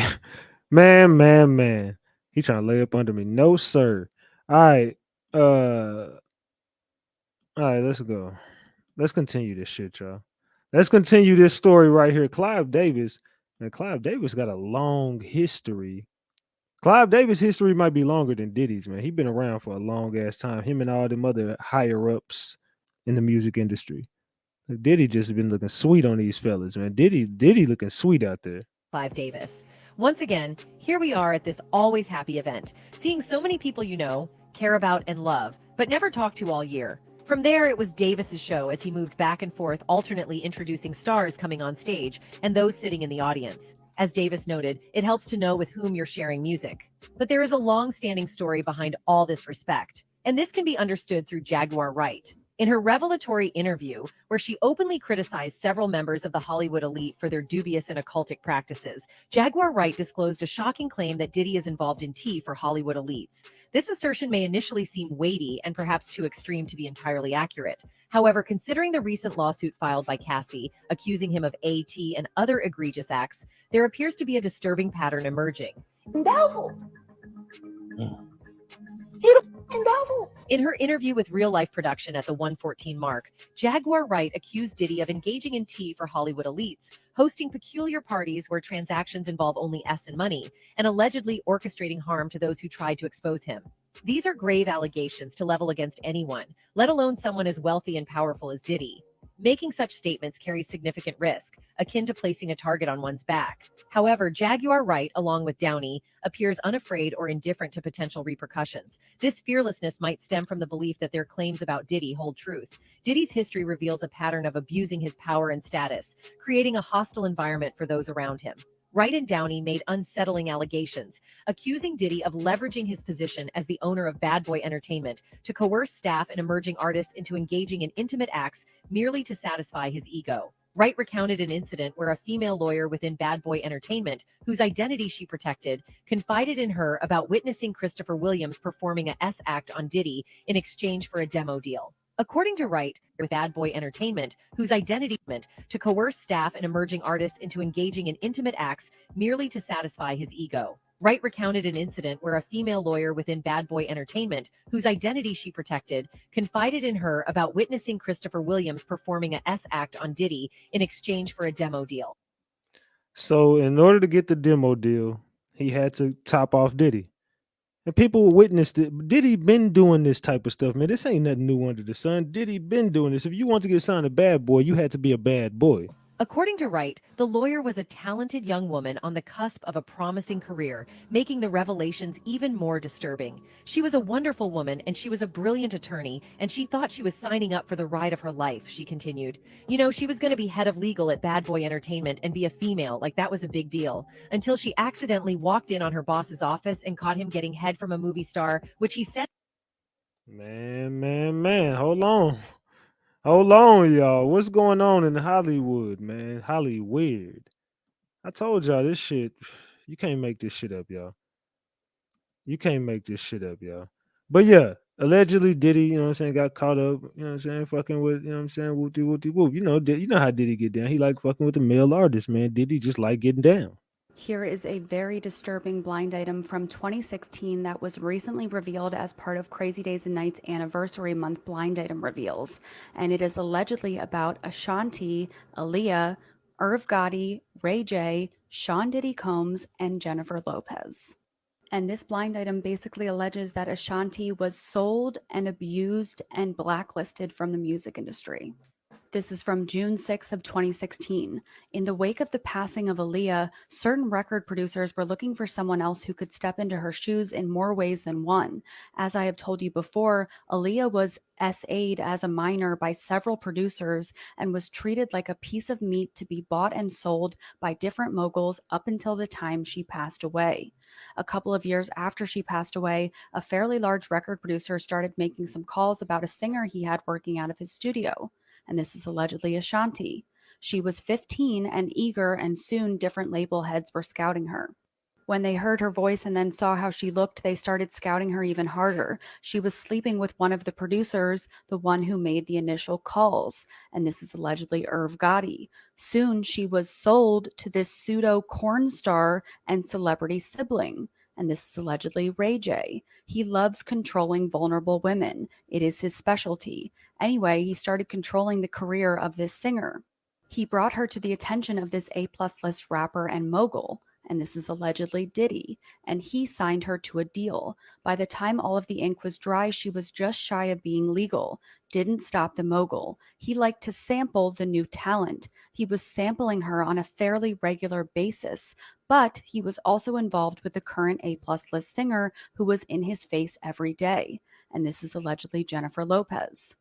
Our brand new signee did fairly well. Her first record sold a decent number of copies and she had some quality singles. The thing is, though, the corn star in charge of her career was feuding with the mogul and told the mogul he would not be allowed to hook up with the singer again. I assume he thought the mogul would think she was something special. Apparently not as special as the current A-plus lister, because the new signee was dropped and the word was put out on the street. No record deals for her from any label.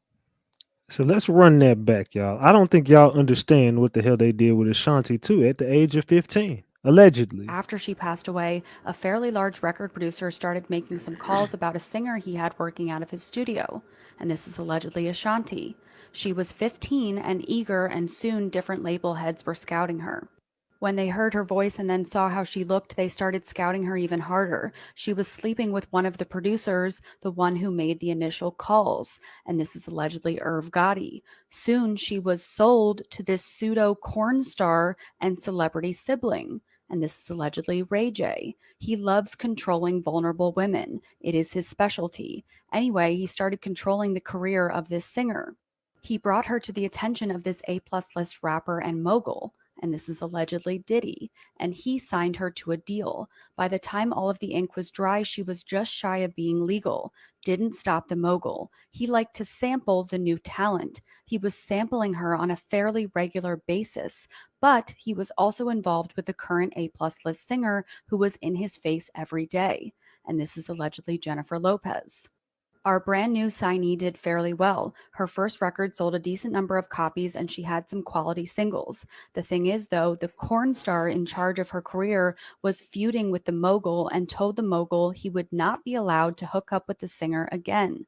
I assume he thought the mogul would think she was something special. Apparently not as special as the current A-plus lister, because the new signee was dropped and the word was put out on the street. No record deals for her from any label. When someone ignored the edict, they were paid a visit. If the visits were ignored, then other steps were taken. This was a total lockdown of a career that lasted almost a decade. The corn star cost his client her singing career, but he didn't care because he was with so many different women who were all earning for him that she was just a drop in the bucket. Lately, the singer has come back into the spotlight, and apparently she is now allowed to record and is starting to make a name for herself again.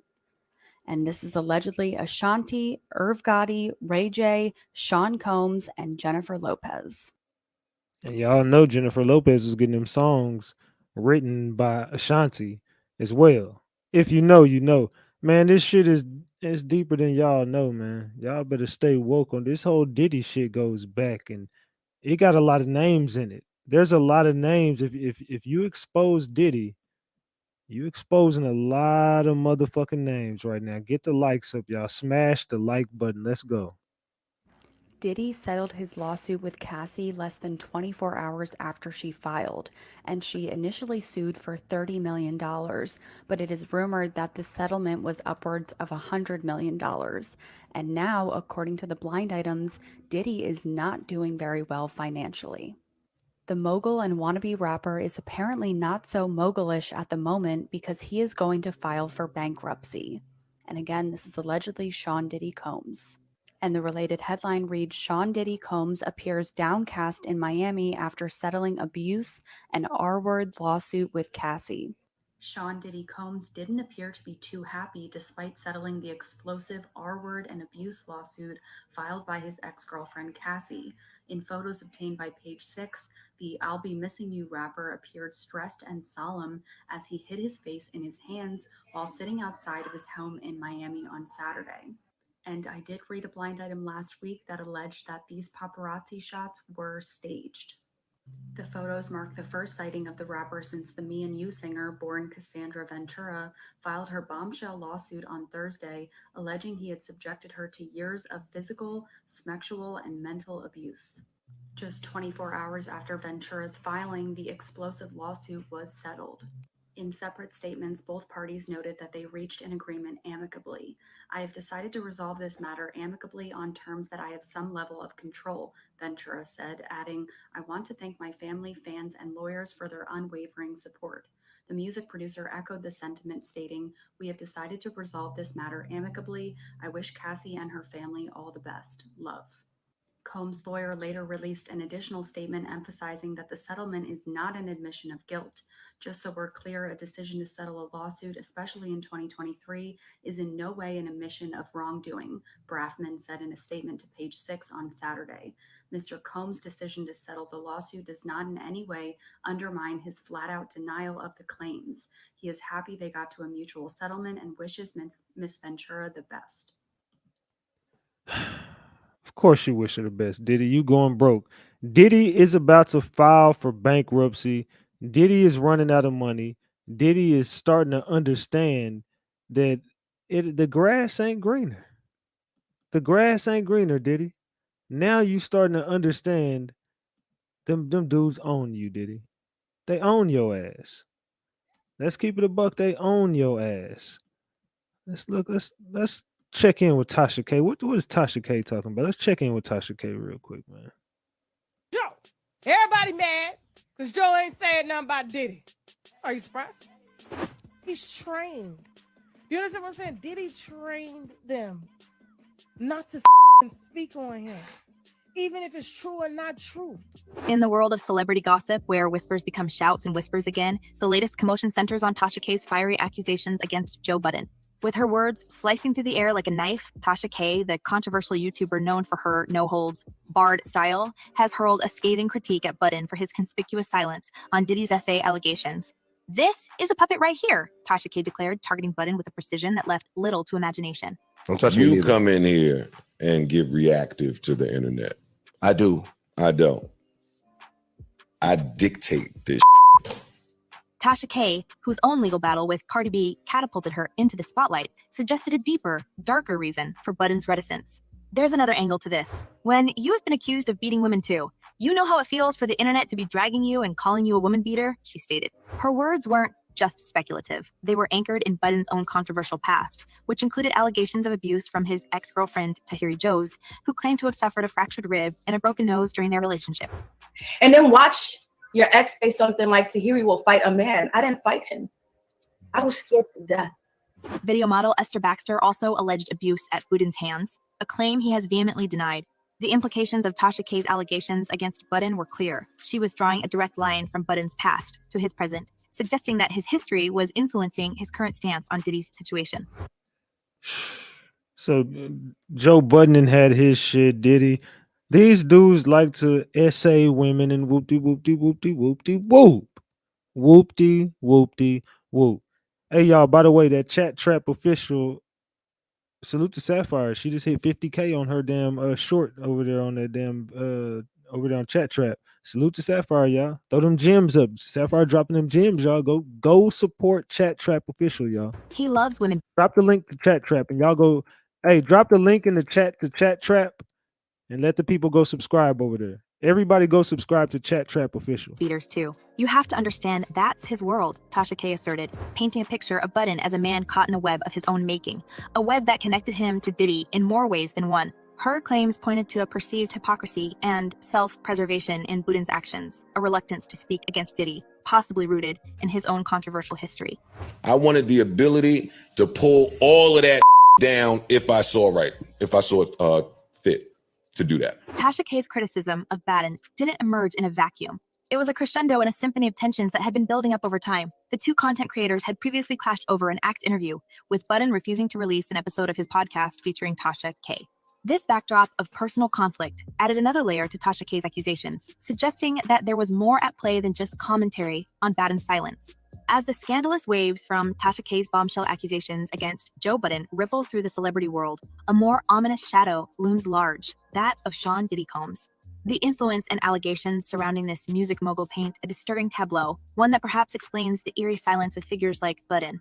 Cassie Ventura, once a star under Diddy's wing and in his heart, has emerged from the shadows of their decade-long relationship with chilling accusations. The lawsuit she filed in Manhattan, as reported by the New York Times, is a damning narrative of abuse, control, and terror. Ventura's allegations against Diddy, her mentor turned abuser, span a horrifying spectrum of sexual battery, assault, and a harrowing form of sex trafficking.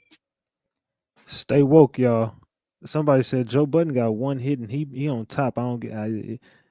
He sold out. He sold his soul for that damn one hit, and he saw no money out there. But he was going broke, and you better get with the program. You're gonna have to go get a real job. You're gonna be working at 7-Eleven somewhere, Walmart. The first of all is there has been negative propaganda put out about me that's not true. She recalls being forced into sexual encounters with male sex workers while Diddy filmed the acts, all under the guise of his voyeurism fantasy. These freak-offs, as Diddy allegedly called them, were spectacles of degradation and control, often involving substances that Ventura claims were used to help her disassociate during these horrific encounters. The tale deepens with Ventura's claim of Diddy's violent outbursts. One incident at a Los Angeles hotel in 2016 paints a graphic picture. A drunken Diddy allegedly punching Ventura, resulting in a black eye, then chasing her down a hallway, hurling glass vases. The hotel security footage of this event was reportedly bought off by Diddy for $50,000. That he controlled every aspect of her life.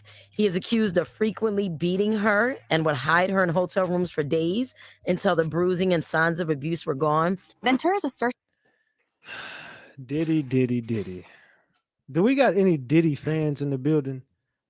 Somebody tell me in the chat, is anybody a Diddy fan in here? Raise your hand if you're a Diddy fan. Who in here is Team Diddy? Do I got any Diddy fans in the building? Because your leader, his ass going to jail. I'm gonna be real with y'all. Diddy going to hell or jail quick. Diddy is going to hell or jail real quick. Keep it a buck. Don't stop at personal abuse. They weave a narrative of Diddy's broader influence and intimidation in the industry, including a startling allegation that he was responsible for blowing up Kid Cudi's car. Kid Cudi, through a spokeswoman, confirmed Ventura's account, lending a chilling credence to these claims. Kid Cudi confirmed it? That the car blew up. That really happens in real life? People be blowing up cars? Amidst these revelations, Diddy's public persona, the suave, successful mogul, stands in stark contrast. He's a figure who's left his mark on the music industry, from his role at Revolt TV to his philanthropic efforts. Yet, these allegations suggest a dark underbelly, one of manipulation and fear, that could explain the reluctance of industry peers like Budin to speak against him. Whatever I want, I get! Whatever I want, I get! Douglas Wigdor, Ventura's lawyer, points out the graph industry peers like Budin to speak against him. Whatever I want, I get! Whatever I want, I get! Douglas Wigdor, Ventura's lawyer, points out the gravity of her decision to reject Diddy's alleged 8-figure hush money offer. She rejected his efforts and decided to give a voice to all women who suffer in silence. Wigdor states, underlining the courage it took for Ventura to come forward. The allegations against Diddy don't just stop at Ventura's experiences. They extend to other women who've come forward with their own harrowing tales, including a claim of abuse and revenge video shared widely by Joey Dickerson, Neil, a student from Syracuse University, back in 1991. These cascading allegations against Diddy cast a long, foreboding shadow over the entertainment industry. They frame a picture of a man wielding his power to silence and control, a power that might explain the quiet compliance or fear of contemporaries like Budin. As the narrative unfolds, the reality of Diddy's influence becomes starkly apparent, revealing a network of fear and silence that has long governed the underbelly of the music world. Ventura's brave stand against this titan not only exposes the alleged personal horror she endured, but also illuminates the power dynamics at play in an industry often shrouded in glamour and secrecy. In the intricate tapestry of alleged abuses in the entertainment industry, the parallels between Joe Budden and Sean Diddy Combs are both striking and disconcerting. As we delve into the allegations surrounding these two figures, a complex picture emerges, one marked by disturbing accusations and a nexus of professional ties that may be influencing Budden's current stance. Tahiri Jose, an ex-girlfriend of Badden, and a star of Love, Hip Hop, New York, brought forth harrowing details of the abuse she claims to have endured during her relationship with Budden. It's really painful to watch men do what they do, and then because they have a platform, lie about it to your face. In a candid interview with Hollywood Unlocked, Jose depicted a relationship rife with violence, stating, "I've had to endure this bully for the last 10 years. She further described chilling incidents, including one where Badden allegedly broke her nose and fractured her rib. Jose's revelations painted a picture of a woman haunted by her past, desperate to break free from the shackles of a tumultuous relationship. I didn't walk into that house to discuss being in a domestic violence before. It just met me face to face. In an eerie echo of Jose's accounts, Esther Baxter, another former partner of Badden, accused him of grievous abuse. Baxter's allegations, revealed in a shocking interview with Gossip.com, included a claim that Budden's violent actions resulted in her suffering a miscarriage. She detailed a scenario where an argument over social media conduct escalated into physical violence, with Budden allegedly throwing her down and choking her. These harrowing descriptions of abuse stand in stark contrast to Budden's own portrayal of his past relationships as merely volatile. The public response to these allegations was mixed. Budden, in a defensive stance, denied the claims on his podcast, branding Josie as a liar, a cancerous, toxic liar. He asserted, Who do y'all believe? Do y'all believe the girl or do y'all believe Joe Budden? Who do y'all believe? Do you believe the narcissist, Joe Budden? The ultimate narcissist, too, at that. Motherfucker love himself. Who do y'all believe? Tahiri, or do y'all believe Joe Budden? That their relationship was mutually toxic, accusing Jose of being physically abusive towards him. Budden's dismissive attitude towards these serious accusations adds a layer of complexity to his current silence on Diddy's allegations. Comparatively, Diddy's alleged abuses, particularly those highlighted by Cassie Ventura, present a similarly disturbing pattern. Ventura's lawsuit described a harrowing ordeal of sexual battery, assault, and sex trafficking. Her claims of being forced into sexual encounters while Diddy filmed and her accusations of physical violence paint a picture of a man wielding his power and influence in the most sinister ways. The interconnectedness of Budden and Diddy's narratives becomes particularly noteworthy when considering Budden's contract with Diddy's Revolt. This professional relationship, rumored to be worth $5 million, raises questions about the potential influence Diddy may have over Budden. Could this financial and professional bond be a contributing factor to Budden's reluctance to speak out against Diddy? It's a question that adds another layer to the already complex dynamic between the two men. As we juxtapose the allegations against Budden with those against Diddy, it's impossible to ignore the potential impact of their shared history of alleged abuse and the intertwining of their professional lives. This comparative analysis not only sheds light on the individual accusations, but also on the broader culture of silence and power dynamics within the entertainment industry. In conclusion, the parallel narratives of Joe Budden and Sean Diddy Combs, marked by allegations of abuse and a complex professional relationship, offer a sobering reflection on the intersection of power, silence, and violence in the celebrity world. As the story continues to unfold, the implications of these intertwined histories remain a subject of intense scrutiny and debate. As the drama unfolds, we turn our lens to the court of public opinion, where fans are voicing strong reactions to the unfolding saga. Tasha K's bold move to call out Joe Budden and her unflinching critique of Diddy's alleged actions have stirred a whirlwind of responses. A comment encapsulates the sentiment: say what you want. Tasha was one of the first bloggers not scared to speak on Diddy's toxic and cruel ways and give his victims airtime. Conversely, Joe Budden's selective silence hasn't gone unnoticed. Fans expressed their bewilderment at his approach to different allegations, noting Joe definitely dodged the Diddy topic but discussed Jamie Foxx and his allegations. In the arena of public discourse, a general consensus emerges. Tasha K's fearless approach is seen as a beacon of hope for truth and accountability in the industry, while Budden's selective reticence raises questions about the integrity and independence of influencers in the celebrity world. As this intricate web of allegations and silences in the celebrity world continues to unravel, we invite you, our audience, to weigh in on these complex matters. Man. Tasha out there looking a hot ass mess too. Salute to Tasha K, with girl, child. It's just a bad angle, huh, Tasha? Tasha, your ass is loose. It's how worse can the industry get? The industry can get a lot worse. It gets a lot worse. The more we uncover and unpeel, the more we peel from this from the layers. It said this only the beginning on this mess. Yeah, I believe it's a lot more that's gonna come out. He seems mean, but I don't know much about him.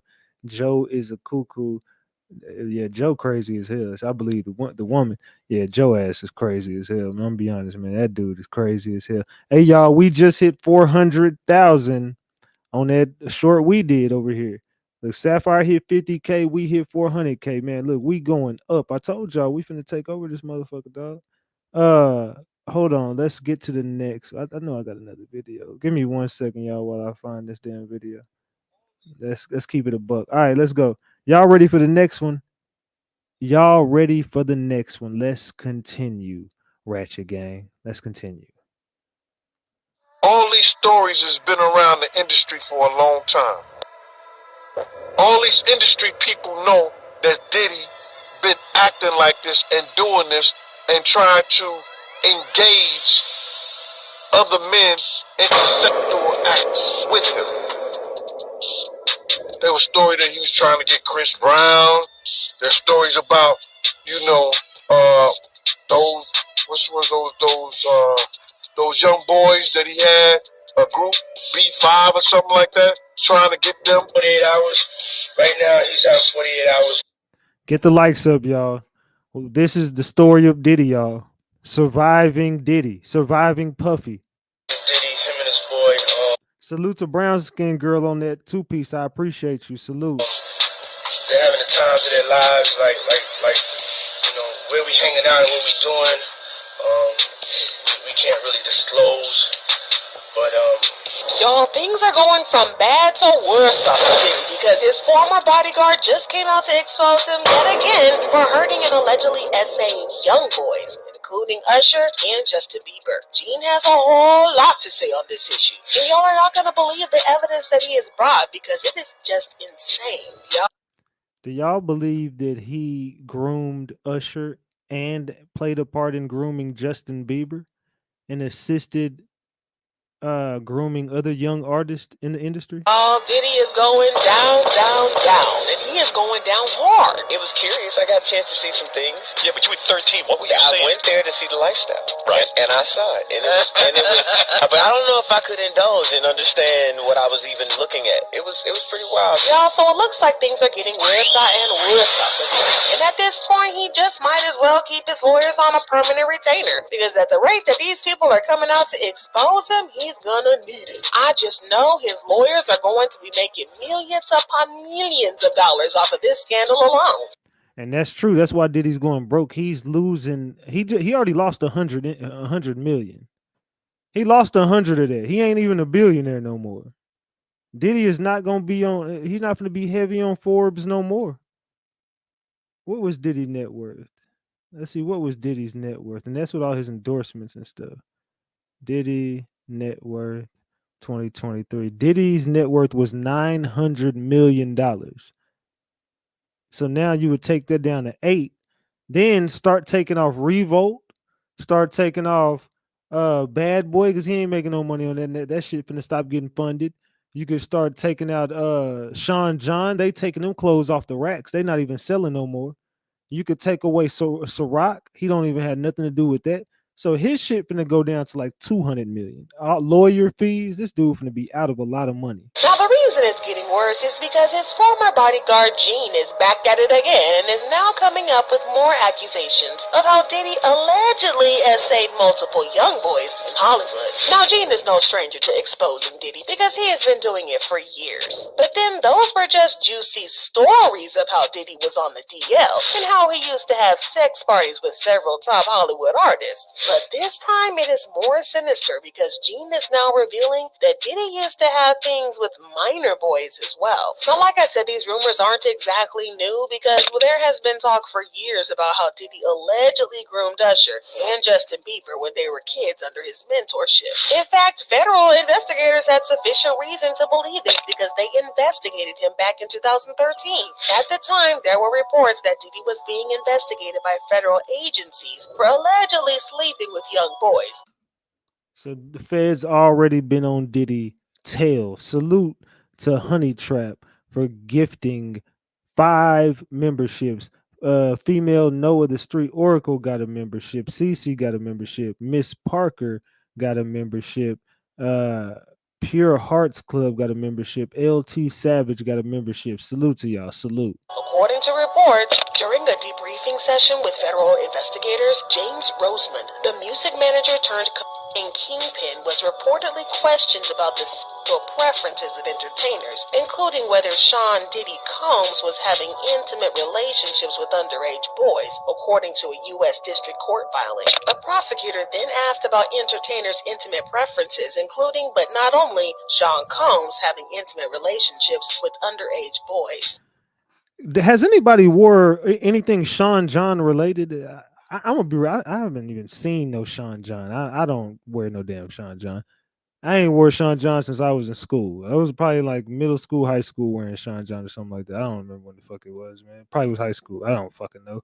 I ain't worn no Sean John in a long time. Now, for those of you who don't know who James Rosemond is or who Jimmy Henchman is, he used to be at the top of the music execs, but then he got hit with a long list of charges that got him life imprisonment. I'm talking murder for hire, money laundering, drug trafficking, and a bunch of more sketchy stuff like that. I mean, he's practically got a PhD in the shady sides of Hollywood. Now, here's the juicy part. Jimmy, with all his dark knowledge, got questioned by federal investigators about Diddy's intimate involvement with minor boys. And if there's one thing you gotta know about these federal prosecutor guys, it's that they don't mess around, especially when it comes to these serious crimes. Salute to Chris Cogdill on that 50 piece. Send me a 50 piece on Cash App.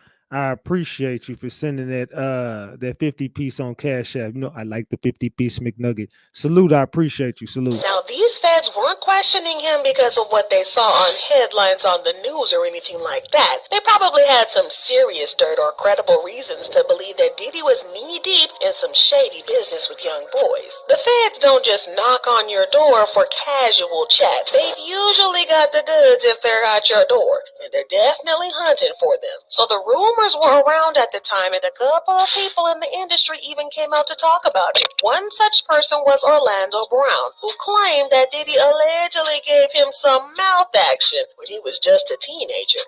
Yo, Diddy, you gave me the whoosh-gosh goosh-wash. You gave me the whoosh-gosh moof, the swoosh-wash. Diddy. Yeah, son. You know what I mean? Does anybody believe anything Orlando Brown says? Drop the gems if y'all think Orlando Brown be onto something, or drop the caps if y'all think, nah, he just owns something. Drop the gems if you think he be on to something. Drop the caps if you think he just be on something. I mean, you gave me the whoosh-gosh moosh. I love it, yo. But he wasn't the only one, because the same thing allegedly happened to Usher and Justin Bieber. These two got into the industry really early, and word on the streets is they might have been on the wrong end of Diddy's behavior. Things got weird about 14 years back when Diddy and Bieber did this thing called 48 Hours with Diddy. They spent about 2 days alone, and it raised some eyebrows. Now, Diddy's track record with young guys isn't exactly sparkling, so fans were understandably weirded out. Of course we were weirded out. 48 Hours with Diddy, Puffy's Flavor Camp. None of this shit sits well with anybody. Usher contacted the STD last time. You know, last time we knew a kid was in your, you know, they came home with, and their mama had to find out about it. Come on, man. But hold on, that wasn't even the part that had everybody really freaked out. You see, Diddy said some things in the video that got people wondering if he had some ulterior motives. One of the first things he did was just to promise Justin a Ferrari for his 16th birthday. As soon as you turn 16, you know what I'm saying? I'm gonna let you rock this every time. It'll be yours. Now, before we get past that, he jumped right into promising to give Justin a mansion for his 18th birthday. Then, when you get 18, you get the house. Out the mansion. Yeah, this was kind of suspicious. That was cringe. So you telling me he ain't gonna be successful enough to own a house by the time he's 18? Why would he need your house with all your cameras and gadgets in there? But then it got worse, because he said this. 48 hours. Right now, he's having 48 hours with Diddy, him and his boy. They're having the times of their lives, like you know, where we hanging out and what we doing. We can't really disclose. Yeah, y'all, this was just all shades of weird, because it was just a major red flag. According to the grapevine, it's just as grim as we feared. Allegedly, Diddy had Justin Bieber doing things he wasn't exactly happy about, and I'll let your imagination fill in the blanks on that one. Now, here's the kicker. Justin was a 15-year-old. Diddy was a full-fledged adult in his 40s. Justin was basically a rookie in the industry, and it fits the alleged Diddy playbook, because he seems to have a thing for targeting newcomers who are still figuring things out. Remember Cassie? Yeah, he signed her, then started chasing after her, all while being in a relationship with Kim Porter. And it didn't stop there, because he ended up getting physical with Cassie. The things she revealed in her lawsuit were just insane, like the part where she said that Diddy SA'd Miss Ventura in her own home after she tried to leave him, often punched, kicked, stomped on Miss Ventura, resulting in burst lips, black eyes, and forced Miss Ventura to engage in intimate acts with male SWs while getting off on it and filming the encounters, demanding that Miss Ventura to carry his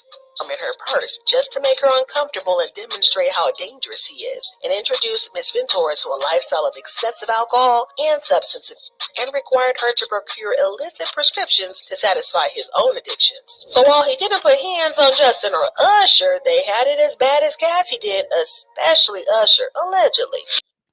Usher was like his boy toy. He definitely loved Usher. You could see the way he serenaded him, and yeah, this is all for you, boy. Like, I don't know, you just don't talk to men like that. I don't know, but you and Usher, we used to wrestle over the Frosted Flakes when he was 10 and I was a little older.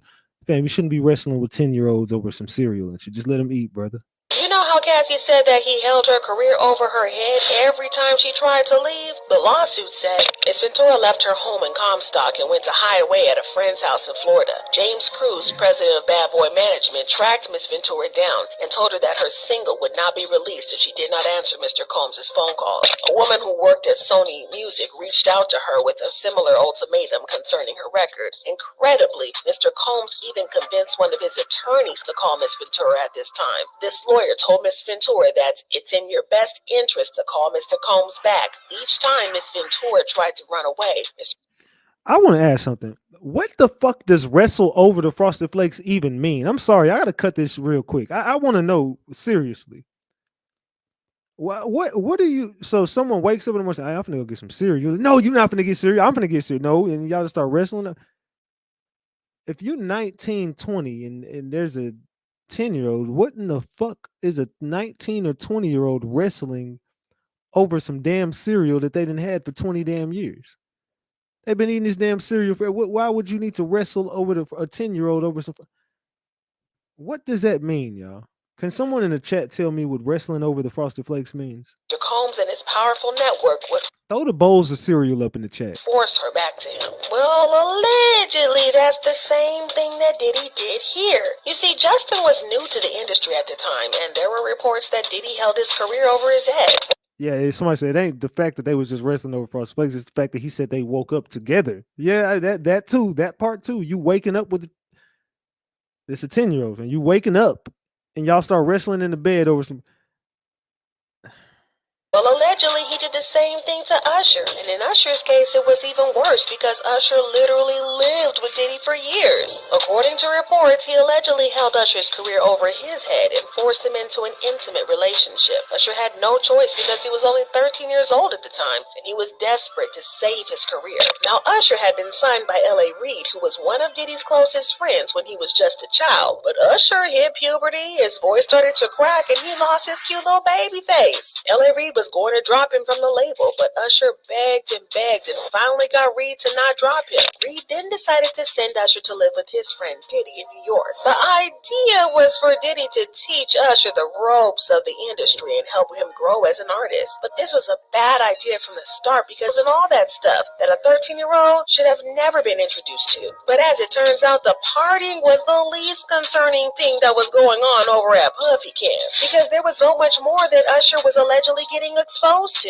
I mean, have you ever wondered why he hates talking about his time with Diddy? He rarely talks about it, and he looks uncomfortable every single time. There was even that interview that he did with Howard Stern, and the things he said were immediate red flags. It was like just filled with chicks and orgying like nonstop, right? No, not really. I Come mean, on. but hey, it was curious. I got a chance to see some things. Yeah, but you were 13. What were you I saying? went there to see the lifestyle, Right. And I saw it, and it was. But I don't know if I could indulge and understand what I was even looking at. It was pretty wild. That there were very curious things taking place, and I didn't necessarily understand it. Now, just so you know how bad it was, Usher vowed that he would never let his own kids do the same thing. Would you ever send your kid to Puffy Camp? Hell no. He didn't claim that Diddy forced him to hide what he was going through from his parents. And your parents were Mary J. Blige, they didn't know nothing about this. Oh. Mary J was there too. Mary J had him when he was young. Allegedly, Usher was with Mary J when he was young. Hell no. He didn't claim that Diddy forced him to hide what he was going through from his parents. And your parents were Mary J. Blige, they didn't know nothing about this. Oh, there's also this interview where he hinted that Diddy used to essay him, but he didn't exactly come out and say it outrightly, but he made it kind of obvious. The interviewer wrote, Usher became surprisingly restrained. I want to save some stuff from my book one day, he said. I'll put it this way, there was a lot of sex. Then there's this video where Diddy slipped up and said that he and Usher used to sleep in the same bed. My brother right here, day one, we used to wake up. And back in the day when he was like 10 and I was a little bit older, his older brother, we used to fight over the Frosted Flakes. Or this time when he said this. He said, nobody else needs you. You take your turn, boy. I see you. Fly ass. I see you, you fly ass nigga. Like, hold on. I like niggas to see me fuck. Like, that just remind me of Aaron Hall. Fly ass dude. What you got? Hey, all my bros in the room. What you gonna do? Your homeboy tell you like, hold on, man. This all for you, boy. Hey, with your fly ass. What you gonna do if your homeboy just start talking to you like they're walking in a circle, talking about, hey man, hey bro, I don't know why you looking all surprised, but this all for you, boy. With your fly ass, shit. Look at you, and just start looking you up and down. Come on, fam. What you gonna do if your homeboy start sizing you up like that, telling you, man, this all for you? With your fly ass. You in the kitchen, eating all my cereal. Yeah, y'all. Fight over the frosted flakes. Or this time when he said this. Nobody else with you. You take your time, boy. I see you. Fly ass doing Vegas. You in the kitchen, eating all my cereal. I see you. Fly ass doing Vegas. You in the kitchen, eating all my cereal. I see you. Fly ass doing Vegas. You in the kitchen, eating all my cereal. Yeah, y'all, it's getting pretty nasty, but it gets worse. Because according to Gene, there were allegedly even more young boys, not only Usher and Justin. And the worst part about this is that a lot of people in the industry knew, but they turned a blind eye to it. All these stories has been around the industry for a long time. All these industry people know that Diddy been acting like this and doing this and trying to engage other men into sexual acts with him. Salute to Nicole. Send me that 10 piece on Cash App. I appreciate you. Says happy Sag season, my boy. Salute, I appreciate you. There was a story that he was trying to get Chris Brown. There's stories about, you know, those those young boys that he had, a group B5 or something like that, trying to get them.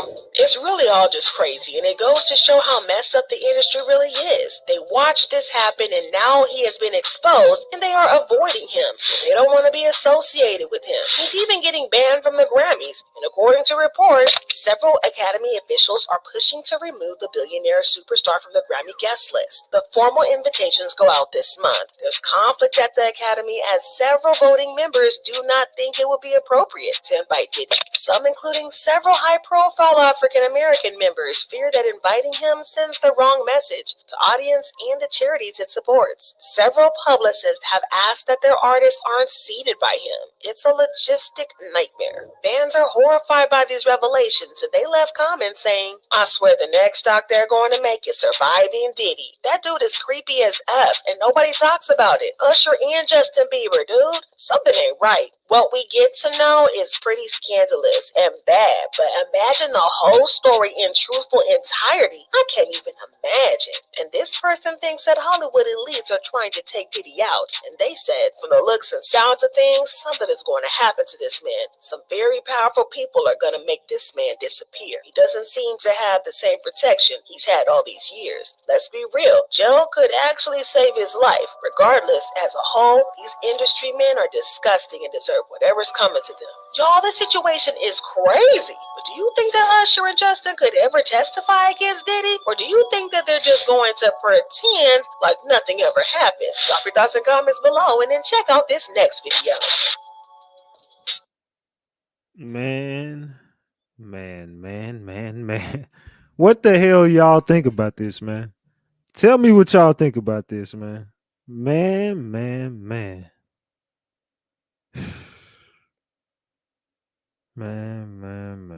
All right.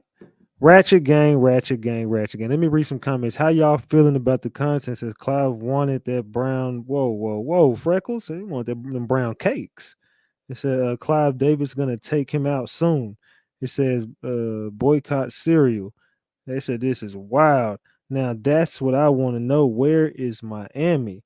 They said sick psychos. He had Meek Mills too. They said Diddy sick. They said he did stuff to DJ Khaled last month. Ratchet TV fighting over Frosted Flakes is backing out of a plan. Flaking. I don't know what he backed out of or backed into, but it was allegedly Diddy.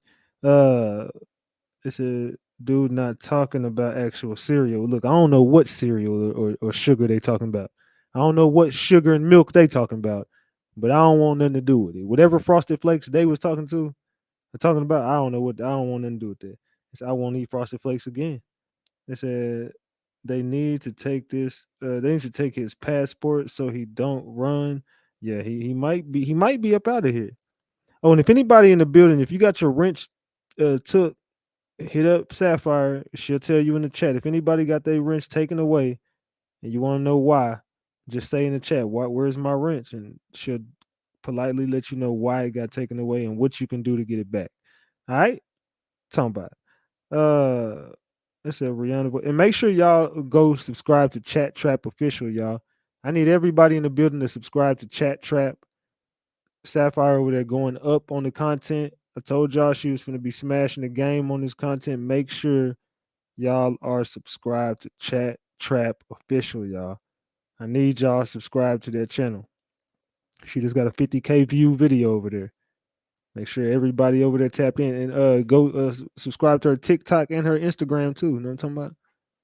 Go subscribe. We $8 away from 100, man. Somebody throw up an 8-piece in the chat. We almost at $100 in the chat. We got 1,000 likes, man. Let's get 50 more likes. We can get to 1.1. Let's go, y'all. It said if Usher and Justin testify, it's over. They said Ratchet look into Group H Town. That story is unbelievable as well. Dino. Oh yeah. I'm up on the H Town. I know about that. They said Usher probably at the time in bed with Diddy was scared to give it up. Yeah, he probably didn't want to give up the cakes. I mean, come on, man. Diddy groomed his little ass, man. They said not that type of cereal. They said it's already over. Tony the Tiger should be sued. Tony the Tiger should sue Diddy. They said look at that. He shouldn't even endorse no damn Frosted Flakes after this shit. Man.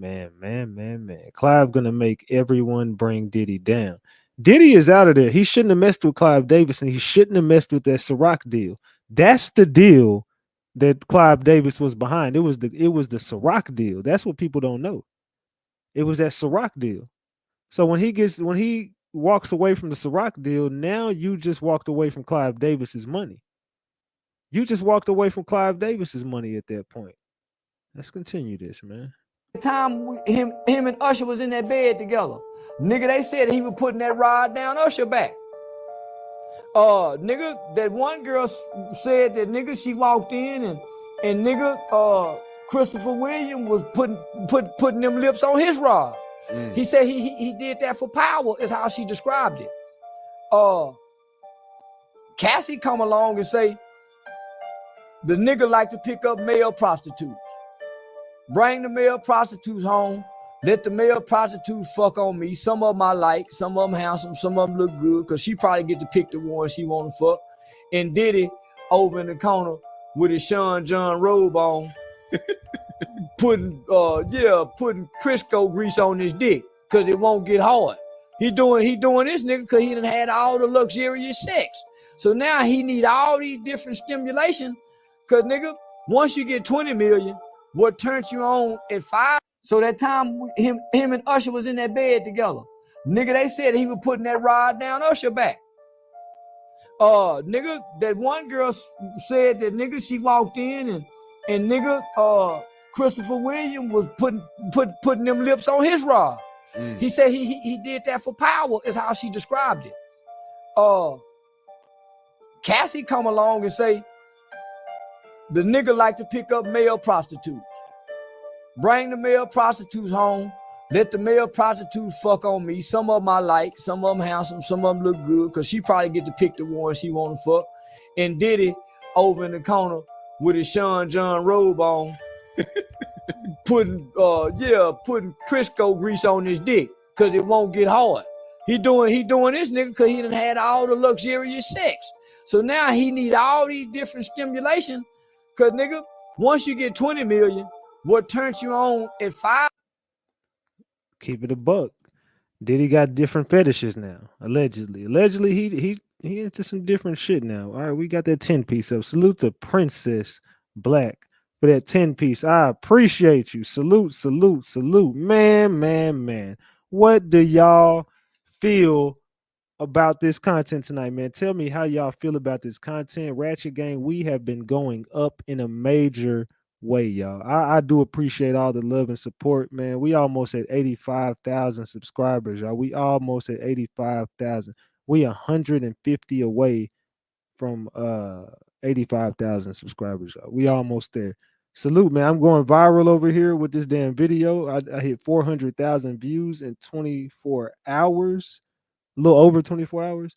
You know what I'm saying? Chat Trap is going up. Chat Trap did about 100,000 views in the last 3 days. Y'all can salute Sapphire on that. She over there doing her damn thing over there, working her ass off, and she going up. She just got a video going viral on Instagram. Let me look and see what this Instagram over there doing, man. I know her Instagram was going up too. I don't want to say nothing wrong. The Instagram video got 15,000 views on that. She dropping gems on Instagram. Drop your Instagram in the chat, man. Y'all go follow her on Instagram. Follow Chat Trap Official. Subscribe to the channel. Y'all go subscribe to everything that's Ratchet Gang related, man. Y'all got to go support Sapphire on Chat Trap and support her on her Instagram. You know what I'm talking about? Go turn up, man. Go turn up and you know what I'm saying? Check out the content. I appreciate you, Princess Black, for that. You know what I'm talking about? Yo, so y'all, we finna get ready to get the hell up out of here. This video got a lot of replay value. I don't even want to overdo it with my videos. You know what I'm saying? We ain't clout chasing over here, man. We get the information and we get the fuck up out of here, gang. Hey, I love y'all, man. I love y'all more than y'all will ever know. Hey, check this out, y'all. We finna turn up with the music. It's only right. I might jam some Tupac to start this off. Hey, I'm out, gang. Ladies and gentlemen, live in this motherfucker. Sit back and vibe. That's another DJ Bentley exclusive. And you know how we do it on the west side. Live. You know, bitch. You gonna hit your ass up. How shall I plead? Forever thugging on a quest to get G's, running from enemies ever since the days of a sea. I'm under pressure, the stressor had me drinking, thinking niggas after me. Much too paranoid to blink, wonder why the police don't wanna see me stacking G's. They after a player, but I won't let them capture me. I gotta thank the Lord for the weed and the nicotine. I can't sleep, close my eyes and see wicked things. I keep my pistol by my bedside, one in the chamber, preoccupied with homicide. My life's in danger, rolling down the 4-5. Beware strangers, hand on my 45. That's what the fame does. I'm probably wrong, but I'll never know it till I'm gone. From out the gutter where the jealous motherfuckers roam. Pass the weed, let that Hennessy get to me before the penitentiary. Let's get it on. Like 11 cop back, niggas better duck down. Yeah, niggas. Fuck the police. Can't fuck with us. Fuck with us. Representing Bucktown like 11 cop back, niggas better duck down. Niggas. Pass the weed, let that Hennessy get to me before the penitentiary. Let's get it on. Niggas know who's the mind blower, the weed grower. Have you seeing doubles like Noah, the rhyme flower, B.I.G. Top notch with the Glock, check your pockets and your sockets. Just the way my pops taught me when I throw the drop, check them thoroughly. The bastard might spin around and try to bury me, and dead men don't make no moves. While I'm swinging in the hood, I don't fake no moves, alright? Reminiscing on my swinger days when I drove a caddy and my big sported finger waves. Yeah, she had the Gucci boots, I had Salucci suits. Oshkosh, Bagosh, Coca-Cola looking real cute. Junior Mafia representing Bucktown, Mac 11 cop back, niggas better duck down. Face down, I know the routine, the cream, earrings, you know the drama Biggie bring. Let's get it on. Mac 11 cop back, niggas better duck down. Yeah, niggas. Fuck the police. Can't fuck with us. Fuck with us. Representing Bucktown, Mac 11 cop back, niggas better duck down. Niggas. Pass the weed, let that Hennessy get to me before the penitentiary.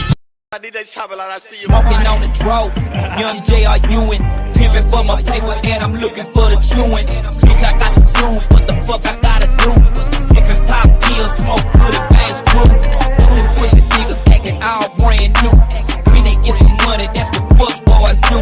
I ride in the side, get high in the side, grip on the brain and get plenty good mind. From the deep, sucking holes with a mind full of She playing with her nose, but she suffer me cold. I can't keep a lie like a ghetto ass bitch. Just dying for a daddy, ain't scared to break a trick.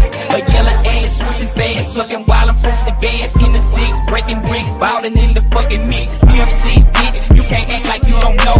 Get down on your knees like a top-notch hoe.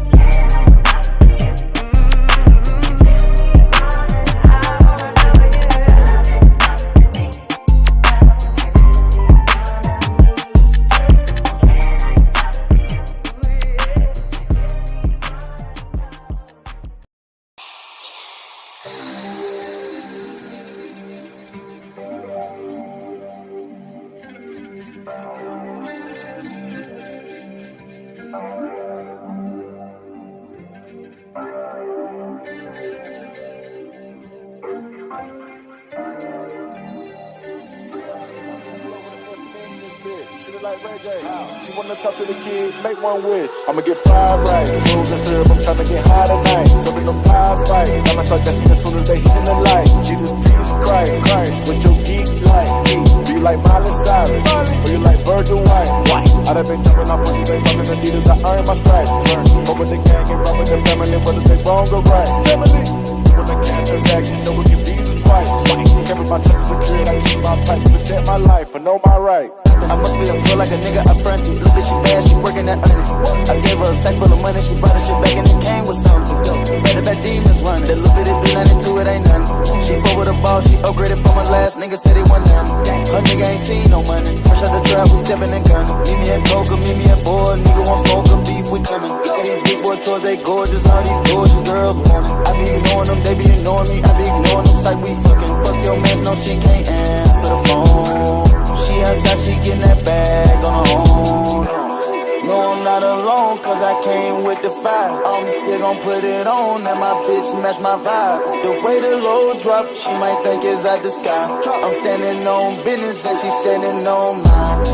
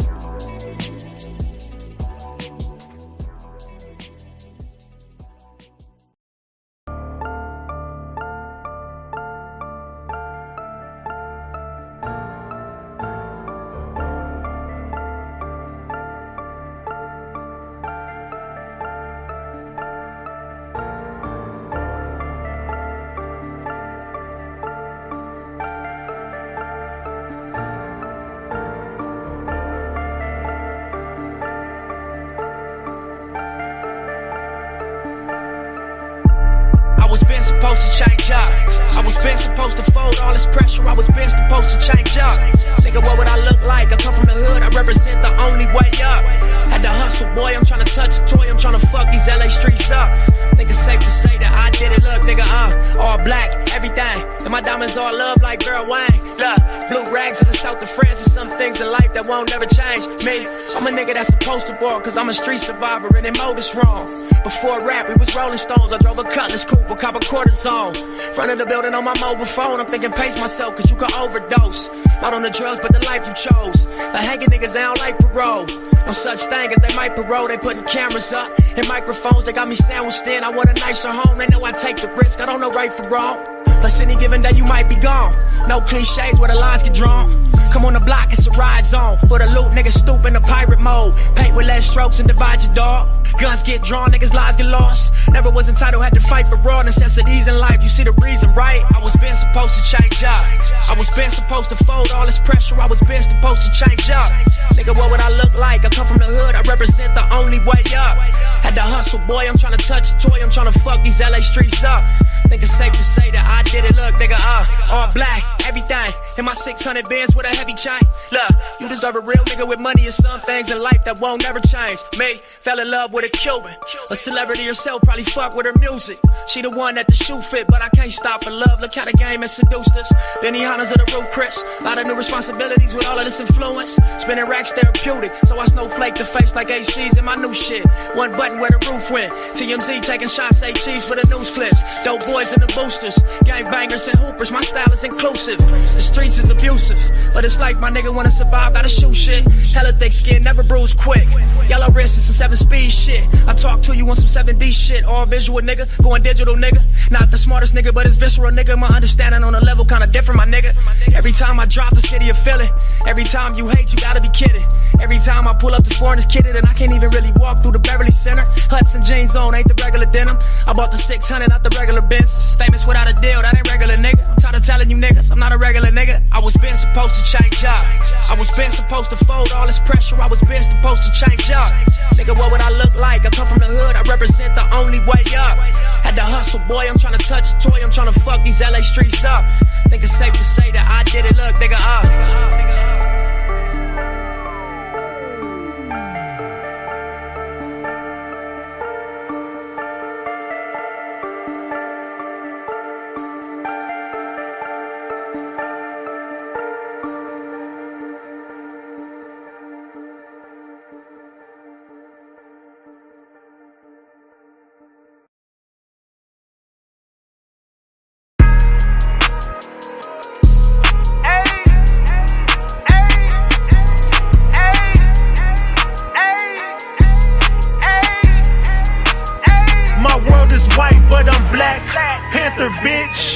When I started rapping, I was slapping shit. Man, I've been a savage before 21. Riding with a baddie and she 21. I used to ride around with about 21s. Now I see them strippers throw them 21s. Started in the back, now I'm in the front. With this do-rag and this beanie like I'm Iverson. Yeah. You niggas play all day. I made a lane, y'all want the drip, and I watched all y'all take. I played the game, I got rich, and I watched all y'all hate. Just apologize ahead of time before I let it fly in y'all face. We'll turn this bitch into Columbine, cause the gang not far away. And we know where y'all stay. So let's keep it gangsta, why fight when I could just smoke out where you lay? Hey, she wanna crash at my crib tonight, but she leave lotion in that stupid shit my bitch gon' find. I hit that bitch with a ratchet gang beanie on. I'm not a simp, I only fed that whole Cinnabon. A lot of niggas like to talk, but they just in the way. But I can't argue with no niggas who not in the game. You know I'm Black Panther, bitch. When I started rapping, I was slapping shit. Man, I've been a savage before 21. Riding with a baddie and she 21. I used to ride around with about 21s. Now I see them strippers throw them 21s. Started in the back, now I'm in the front. With this do-rag and this beanie like I'm Iverson. Yeah. They used to try to leave me out the flyers for the shows. Now they tryna sign Ratchet Gang to HBO. Bottles of Patron get delivered to my hoes. I put it in the air, you know that weed is my cologne. Phoenix never cold, no we not on the beach. I'm at a lake house with a hoe. And knowing she a thotty, I'ma call up 2 more. And they all going crazy with them pals of green gold. And they just had 2 lines and they just did 15 more. And now they in the field and on their knees like Tebow, but that's the price of fame.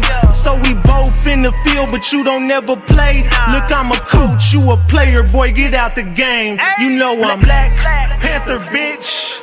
When I started rapping, I was slapping shit. Man, I've been a savage before 21.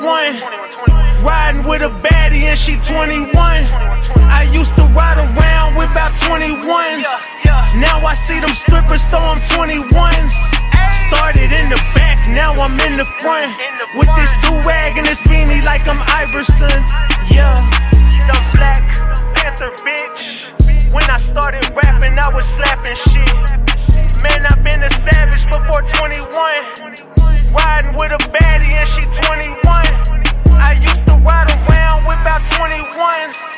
Now I see them strippers throw them 21s. Started in the back, now I'm in the front. With this do-rag and this beanie